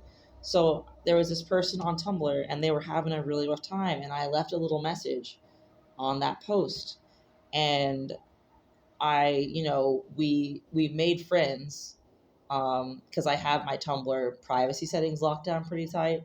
So we made friends so that we could send direct messages instead of, just conversing in the replies. And I said, hey, I don't know if you're in this fandom, but here's this fic that brought me a lot of joy when I was having a really bad time. And then it turns out that she is a huge MDZS fan and also a fic author. If you're listening, Maelstrom, you're amazing. You're a wonderful writer. You're a fucking poet. Keep it going. Love you. Sending hearts, right? And hugs. Okay, so Maelstrom was having a bad day and I reached out, and then we accidentally found out that huge MDZS fans bonded over that, like sharing fic recs back and forth. And then we started commenting on fics to each other in chat and making a script to like copy and paste into the comment box, right? Because you know how you'll be reading a fic and it's super good and you get to the end of it and you've forgotten every fucking thing you wanted to say. So, and it gets like really boring when you're trying to, I know there's a web script, by the way, where you can add it to your browser extension and it lets you pop up a comment box that you can write in as you're reading. But I just had my little e-reader, so I can't do that. Yes. I will try and find that for you. It's listed somewhere in the MDZS Podfic server in a reference. It's super cool if you have the technology that can support it, which I didn't at the time. Yeah, it's like a Grease Monkey extension. I think that's what it was called. Something. You just, agree to it and it pops onto your browser when you're using AO3. It's like a floating comment box. So my adaptation of that was to drop into my notes app, copy a line of text and then throw some emojis on it, or say something about it. Like there was this one author who has, how when you're reading like a whole set of an author's works, like they have a number of stories published already and you're just tearing through it and you're like, oh, this author has a hand kink, something like that. So we were playing this, I called it a drinking game because it was that kind of setup. So I would make a pointing finger gesture in the emoji because it's a shot, right? Shots, shots, shots. Every time the author referred to Wei Wuxian's slutty tiny waist, Lan Wangji's big hands, Lan Wangji's big everything, big dick, and just, we had a game going, and it was really fun. So we cut out the shots part of the comments because that was a game between us, and we didn't want to make the author feel self-conscious about it. It was just a noticeable pattern, and we could put those comments on the story, and the author really enjoyed that, right? So that just became our thing, right? We would, take turns reading each other's fic recommendations and drop comments in the chat between us and then copy it into comments. And then, so it just grew into, what if I make a podfic for you? So Maelstrom actually has on AO3 an original work that is poetry and like purple prose sort of essays. And so she agreed to let me do my first podfic on that. And I mean, you can see in that post, it's called Just One More. It's my oldest published work. You can see, like, before I edited it, I was leaving myself all kinds of notes. I was like feeling my way into my brand of bedtime stories. Like I've gone back and cleaned it up some, but you can tell that it's my first podfic, right? And Maelstrom was just super nice about it. And, she enjoyed the chatty style where I was reacting to, the things that she'd written. And I was like, I like this. This is my vibe, okay? Because, some people do really super amazing, awesome things, but they have different equipment setups than I do. Like I almost didn't start, right? I almost gate kept myself from happiness because I don't have a quiet setup to read in. Inside, there's a fridge and a noisy air conditioner and little Buddy and Gixie when they're awake and the cat wherever I am. And outside, there's bugs and road noise and all this stuff. And I was like, you know what? Here's the thing. And this is something that is especially true for neurodivergent people, but I think it applies to everyone everywhere. You don't have to apply other people's rules to yourself if it doesn't work for your circumstances. And you don't have to be ashamed about needing different supports than other people in different circumstances need. Okay? If you want to do the thing. You might need different supports than someone else does, but that doesn't mean that you're bad or wrong. It just means that your style is different. And that's cool because there's a wide variety of listeners. This is a specific Podfic example, but it applies to other situations. There's a wide variety of listeners. There are some people that have responded so kindly on my podfics and said, hey, I really enjoy the way that you read these stories. I like the comments that you leave, and your thoughts and your personal stories. And I especially like, this is a summary. This is not just one person, but I have gotten comments that say, hey, I'm autistic too. And I have experienced something similar to that. And it was very validating to hear you talk about it. So that has encouraged me to share more personal stories, usually within reason, but this is my birthday gift fix, so I'm going to talk as much as I fucking want. And So that was just like very affirming and validating to me in return. Like, I'm not the only autistic person in fandom, which I knew because Tumblr exists, but actually I have autism and ADHD together, which is, I don't know how you pronounce this out loud. And I tried to say it out loud a couple of days ago and giggled until I couldn't breathe because it sounds like oddity. AUDHD. Like autism comorbid with ADHD is oddity, you know? And so I thought it was really funny. I love bad puns. Okay, comment time. Go. Let me turn my volume up so everybody can hear you. I've always read it as ADHD. I don't know why, but that specifically because the need to because the English language has a lot of like letters that are silent, and so with that specific word, it's the need to pronounce every letter, even if it doesn't sound great, or even if like the letter doesn't sound like the letter it's supposed to sound like. Just the need to pronounce each letter. Yeah. So real.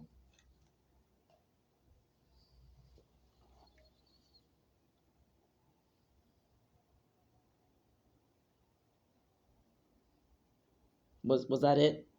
I don't want to interrupt. Okay.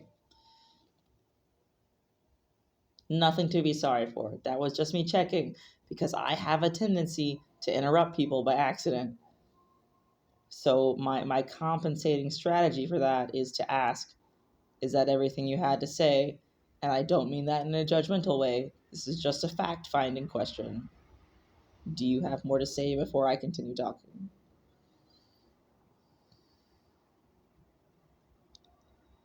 Okay. We're going to finish the story now.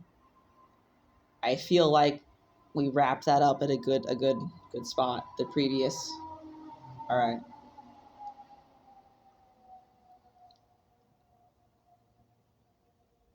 Oh, okay. Quick little bit of seasoning to the story. So most of the reason I started making Podfic was because I wanted to, and there were people I wanted to read stories to, so I could keep them company in their ears when I couldn't be with them physically or had never known them in person. But part of it was also I am transgender, and I took T for about 3 years. So my voice now is significantly lower in vocal register and pitch than it was before. And it still doesn't sound quite right to me. Because, for a significant part of my life, my voice sounded different. So one of the reasons I'm making Podfic is to become more comfortable with my new speaking voice.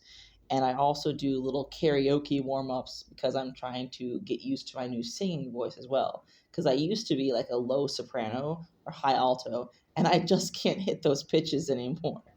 So I have to sing my favorite songs a little bit differently, like, drop an octave down or whatever. Yeah. So,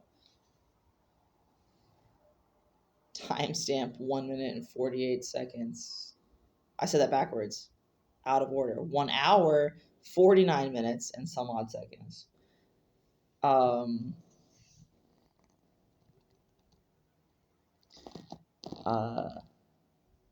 I try to choose kindness. Bedtime stories is one way of doing that for myself and others. And I don't have to feel ashamed for doing things differently than is even the fandom convention set of conventions. Not like a con, but like the typical behavior patterns and like accepted norms within the fandom community. I don't have to be the same as everybody else. That's valid. I do what works for me, and I you know, do find an audience. Some people check out my podfics and don't come back because it didn't work for them. I've had the same thing happen to me as a listener. You know, there's some people whose voices sound too much like my mother's for me to be comfortable listening to them reading me sex acts about my blorbos. I just can't do it. You know, it's like no fault of their own that I cannot enjoy the experience of listening to them read. It's not even anything that they did. It's just the sound doesn't work for me, you know? Um,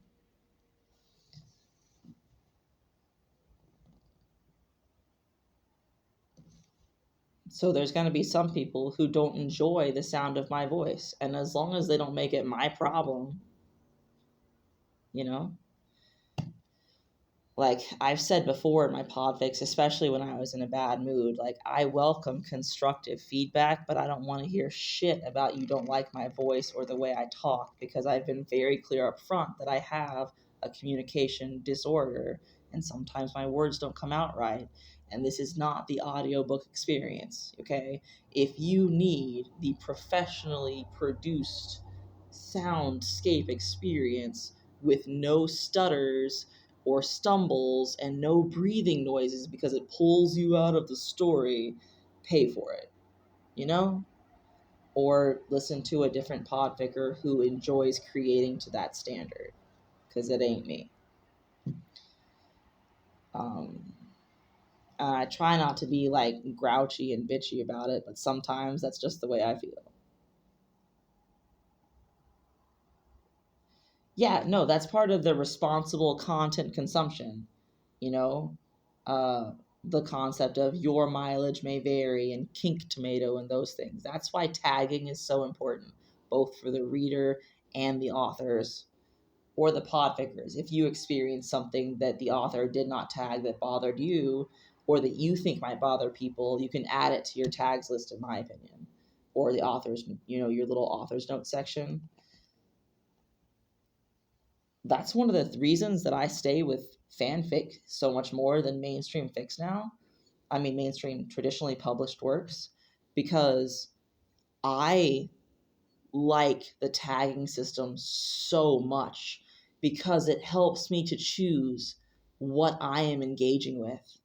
Like with movies and TV shows and traditionally published books, so many creators choose to pursue the shock factor, and I don't like that, right? Like my neighbor was trying to plan a surprise birthday thing for me, and my sister was like, don't do it. They will not respond well to a surprise party, even if it's something that they would enjoy overall. You just don't surprise them with things like that, right? Let them choose to engage and be involved in the planning. And it's not that I don't do spontaneous things. As an example, I started podficking and I chose to host a movie marathon today in my Discord server. It's just that I like to choose what I participate in and what I like to curate my experiences, right? So that's why tagging is so important. Yeah. And BBD, I see that you have written a lot while I was thinking out loud. So it still feels like a conversation that we're having. I can see you responding in real time to what I'm saying. I haven't been reading it because I've been thinking out loud, and I didn't want to respond to what you were saying and interrupt my thought.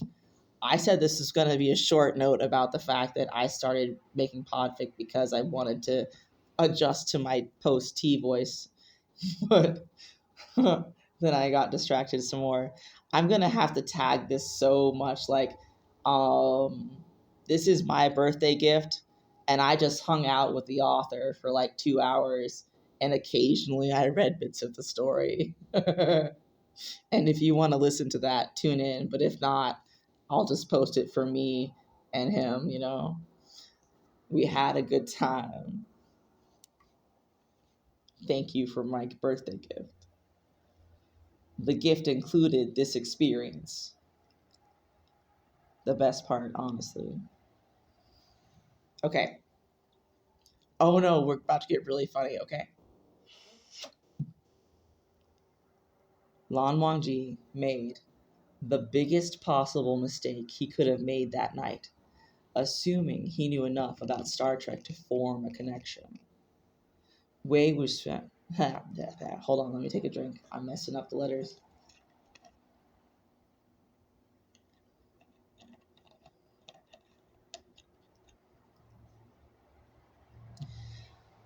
Wei Wuxian. My fucking god. Wei Wuxian spotted him and turned warily. Ooh, that's a big truck going by.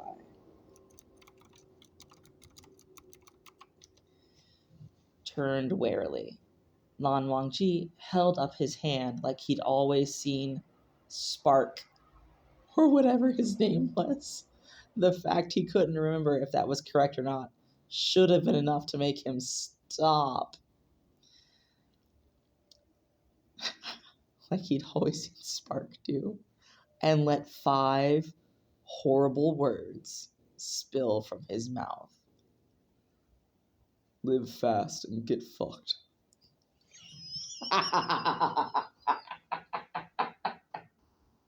Dude, oh my god. I need you to draw that meme, but with Lan Wangji, and that's like that dead inside expression on his face. Because please, I beg you. Oh my god. I'm just imagining, like, his hand is still up and he's just realized, what happened. Okay, this is a scene break. Wei Wuxian had never seen Lan Wangji stay at work so late. He hadn't expected his boss to still be there, so he'd been more than comfortable letting his excitement about binging his favorite franchise that weekend show through in his words and actions. It's okay. You're allowed to be excited about things and take enjoyment in them.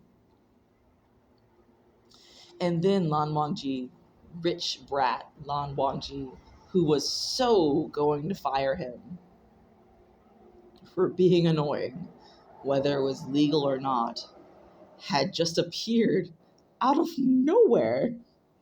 Out of nowhere. Sweetie, it's your situational awareness, not him being stealthy. Although maybe he chooses to walk quietly. Oh, I don't know. Dude, do you... So, this might be part of my so-called sensory processing disorder, but when I move, I hear it. Like, my fingers bending has a certain sound to me compared to, like, my toes bending or my elbows bending or when I walk and my feet strike the ground. So I walk very softly because when I walk firmly, I feel it in my skull, and it sounds, I don't like the way it sounds when I have to stride firmly. So I try to walk softly. And I'm like, is that just a me thing or does this happen to other people? Fascinating. Yes, it is 5 words. Congratulations, you counted that correctly.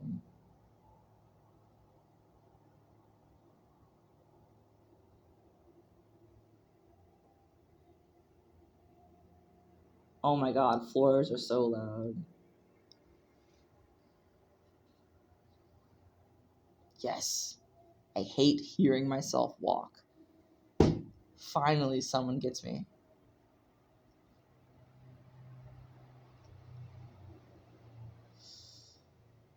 Stomp like a dinosaur, stomp, stomp, stomp. I'm sorry, that was a children's song that I heard recently and it has been an earworm.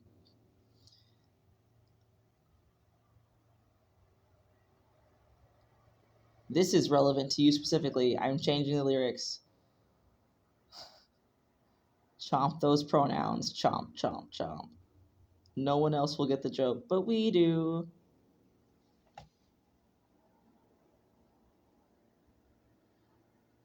Okay, so Lan Wangji startles him. Appeared out of nowhere. It startled Wei Wuxian at first. Where the fuck had he come from? Judging by the key hanging off a finger, he'd come from his office. I don't know, dude. I am pretty sure Lan Wangji would have those keys firmly in his pocket.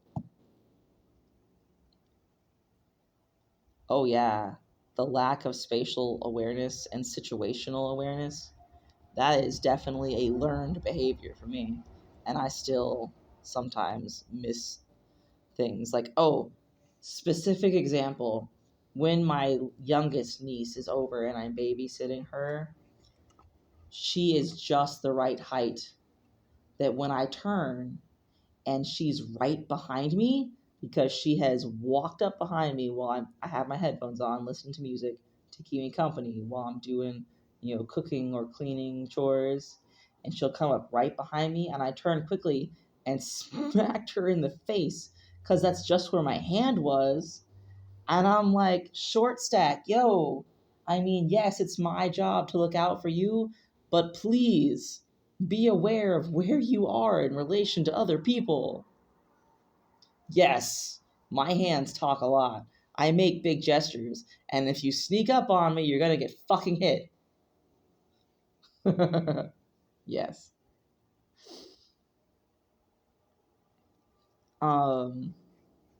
Anyway, Lan Wangji had just come from his office. Had Wei Wuxian really been so caught up in his joy that he hadn't heard the door open? And the answer to that question is yes.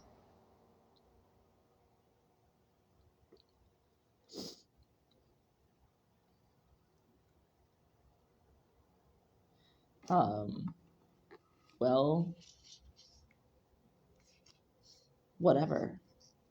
He already had 2 3/4 of a plan pulled up in his mind if he suddenly found himself jobless. Yes, one way of managing your anxiety is to catastrophize and plan out all of your escape routes just in case something goes wrong. And then never need any of those plans and need other plans that you are still completely unprepared for because life sideswipes you. Haha. Sucker. Nope, 3.5 now. He did his best to school his expression back into something work-worthy, hoping Lan Wangji hadn't noticed. Lan Wangji had noticed. His expression became unreadable, which Wei Wuxian, of course, read negatively. These poor babies. Oh, their low self-worth really influences their perceptions of the people around them and their responses to them. He felt the urge to take off sprinting through the store and never look back. But when his brain tried to carry out the command, his legs wouldn't move. He was like a deer caught in headlights. This audio file is going to take so fucking long to render and upload. We just hit 2 hours and 3 minutes. I usually try to break him off in like 45 1-hour chunks. This is going to take forever. And then his boss did something he never could have expected. Something that surprised him more than he'd ever been, which was saying a lot. His entire life had been surprise after surprise. Oh, Wei Wuxian needs a hug. Stat. Oh, hold on. I think little buddy just woke up.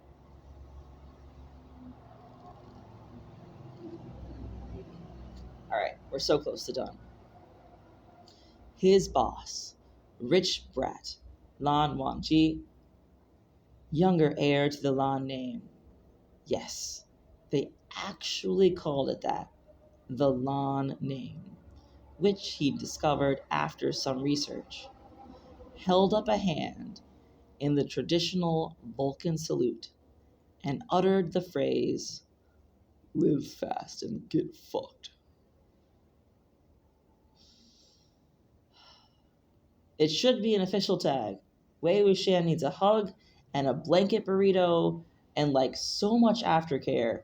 Not just sexual relations aftercare, but like social interactions aftercare. Jesus fucking Christ. Wei Wuxian was an anxious mess one moment, a doubled over laughing mess the next. He slapped his knee a couple of times too. You, oh my god. All thoughts of the fact that he was laughing uproariously at his fucking boss had left his mind.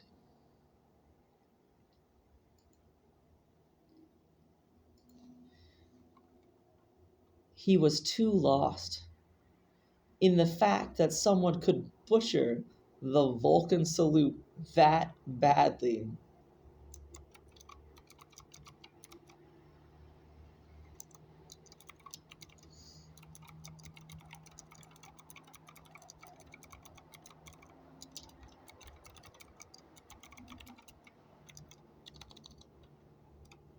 How the fuck do you spell burrito? Is it 2 T's? No, it's 1 T, right? 1 T.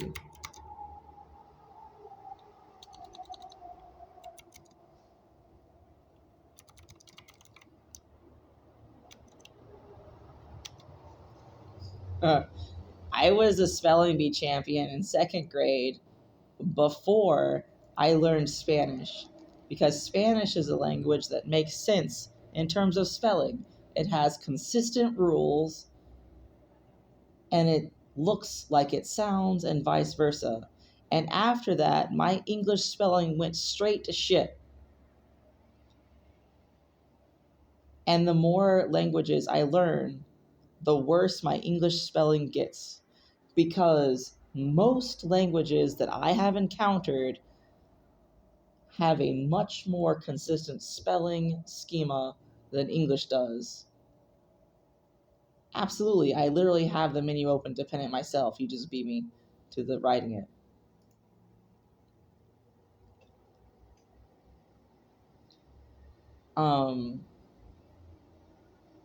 So yeah, hey, listeners, if anyone has made it this far, me and BBD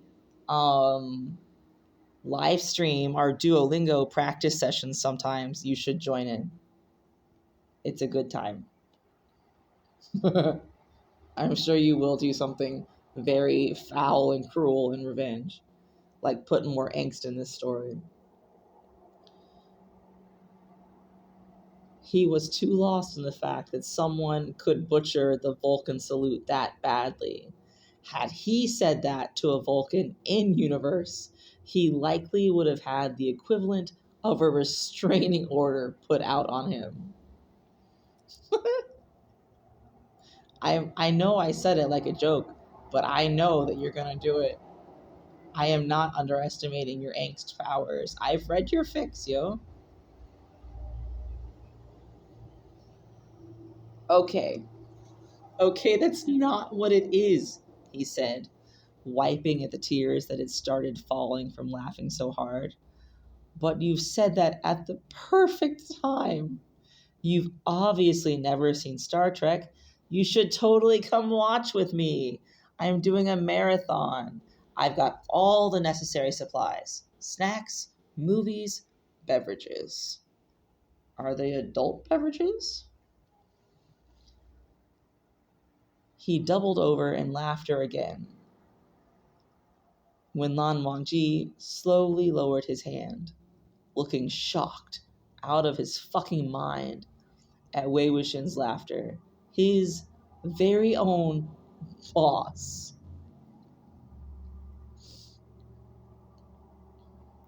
I don't know what Pink Whitney is. I'm sorry. I'm not up on the current alcohol names. I've been sober for about 5 years now. His laughter died in his throat. He looked up suddenly, eyes wide. Oh my God. Oh my God. Please don't fire me. That was super rude and unprofessional. I know, but please don't fire me. I'll make up for it. You won't hear a word out of me. And that's a scene break. Excellent callback to the scene in the library where Wei Wuxian's like, I'll make it up to you on my knees. And every single one of us is like, Jesus fucking Christ, yo. You just offered to give him a blowjob and you don't even realize. No, when I was still self-medicating with alcohol, I preferred a Long Island iced tea, and I liked vodka lemonades and whiskey sours. I hate beer. I have always hated beer. It's so disgusting. It's like drinking bubbly, soured bread, like bread that is rotting. I hate it. It makes me feel sick. I used to knock back some hard liquors mixed with sweet and sour flavors.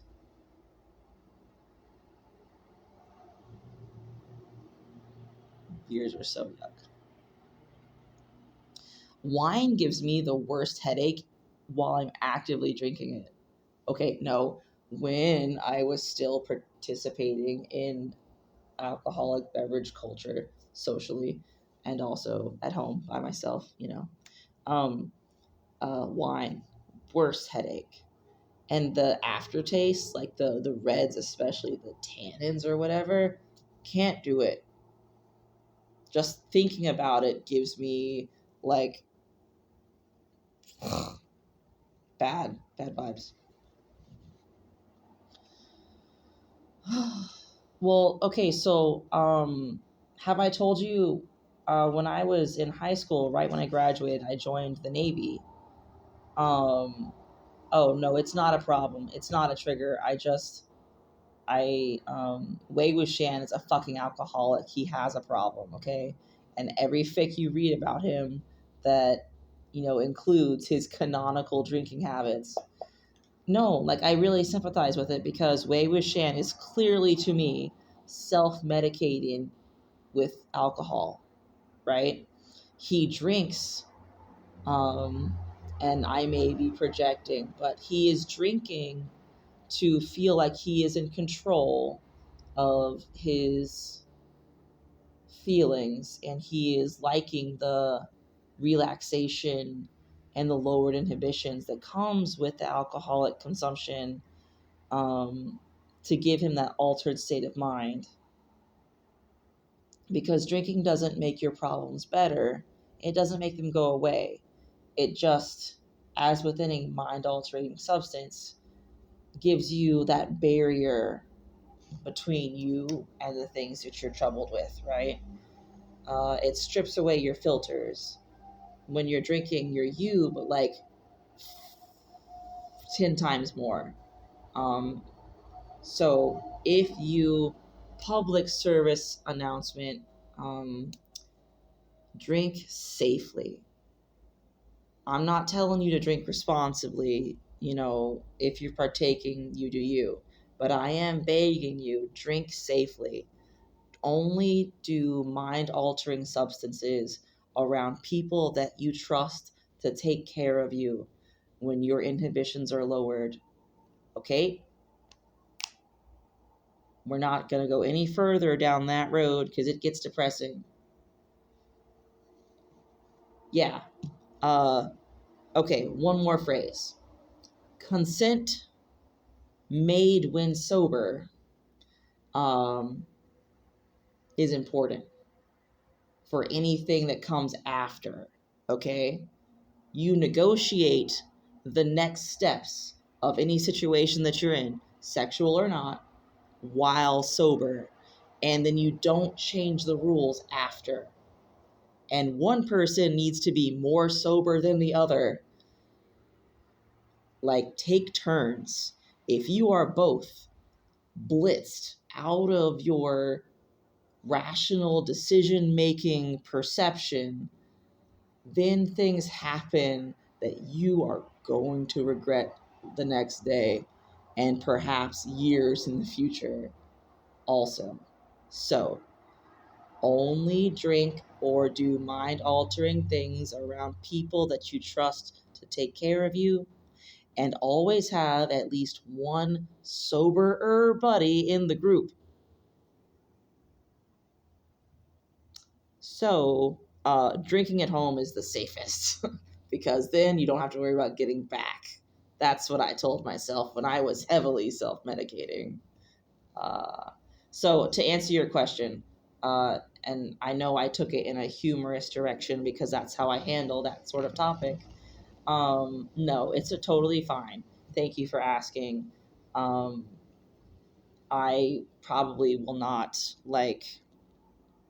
wax lyrical about the wonders of alcohol. I have many more stories about the nasty things that happen as a result, both to you and to other people. But no, Wei Wuxian as a character just involves the drinking. It's canonical behavior for him, and in my opinion, he's self-medicating. And so, yeah. I asked if it was an adult beverage because I was curious how Lan Wangji was going to respond to that situation. Like, I was wondering if your version of him in this story partakes or not, and like how that would go if Wei Wuxian offered him an adult beverage.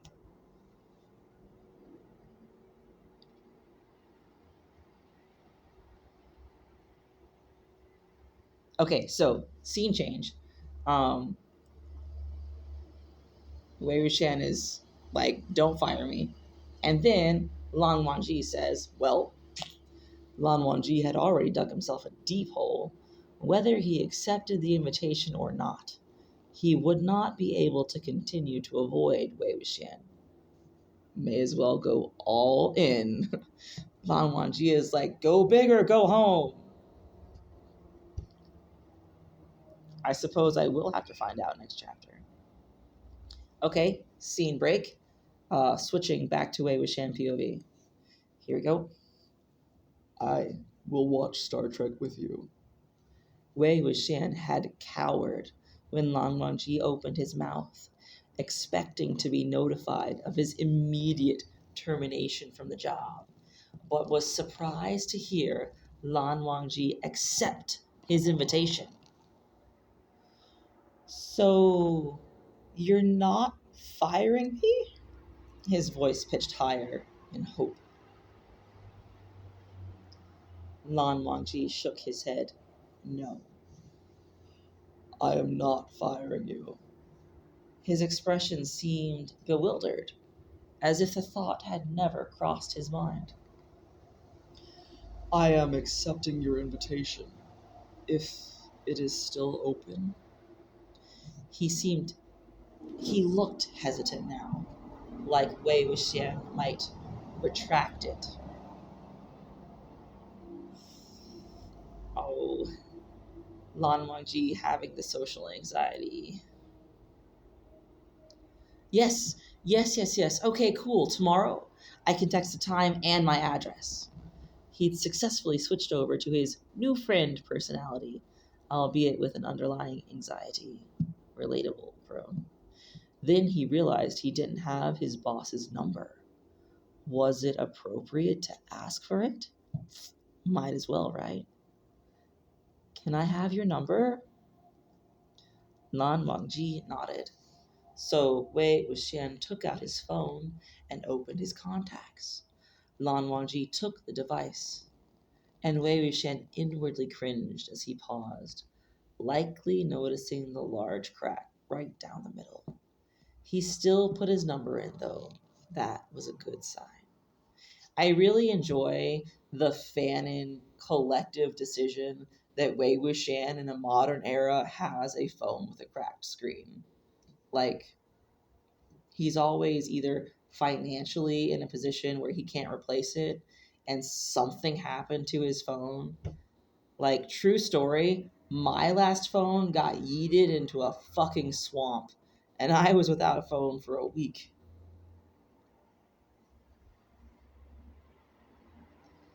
Something always happens to the phones.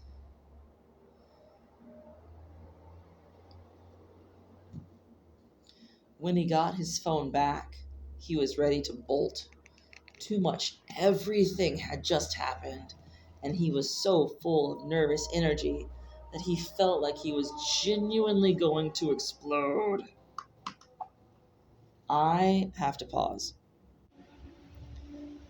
All right, so when I dashed off to use the bathroom, Wei Wuxian was feeling anxious about getting his phone back with Lan Wangji's contact information. When he got his phone back, he was ready to bolt. Too much everything had just happened, and he was so full of nervous energy that he felt like he was genuinely going to explode.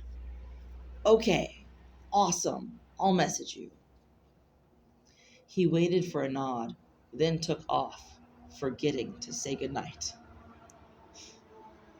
That's such a neurodivergent thing to do. You're like, I'm done with this conversation, deuces, and you just walk away. All he could do was turn his stereo up as loud as he could handle and book it home to dispel the nervous energy via an early morning clean of his place. That's the end of the chapter. Oh my god, that paragraph is like he pulled it directly out of my chest and threw it on the screen. In notes. Hoo boy, what's gonna happen next? Lan Wangji at his crush's house? Also, the angst will be resolved. I promise. Drop a kudos. Yes. Drop a comment.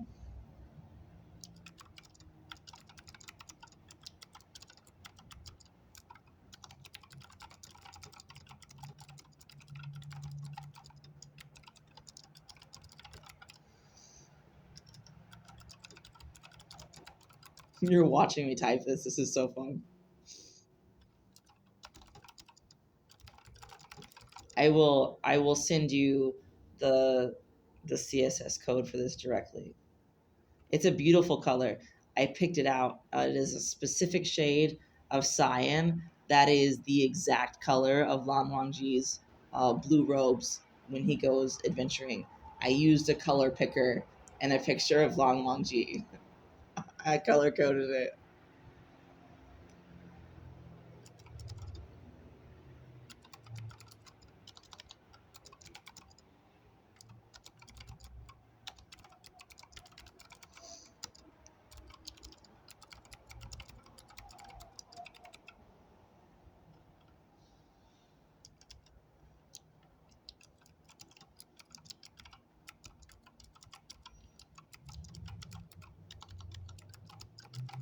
What delicious things will happen.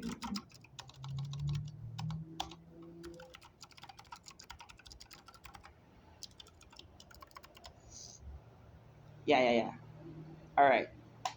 Drop a comment. Thank you. That was so fun. Ooh, I was not the first comment. I spent too long talking during the reading. The greeting was so wrong it hurt. As worse as people mixing up Star Trek and other star stuff. Winky face. That's the point.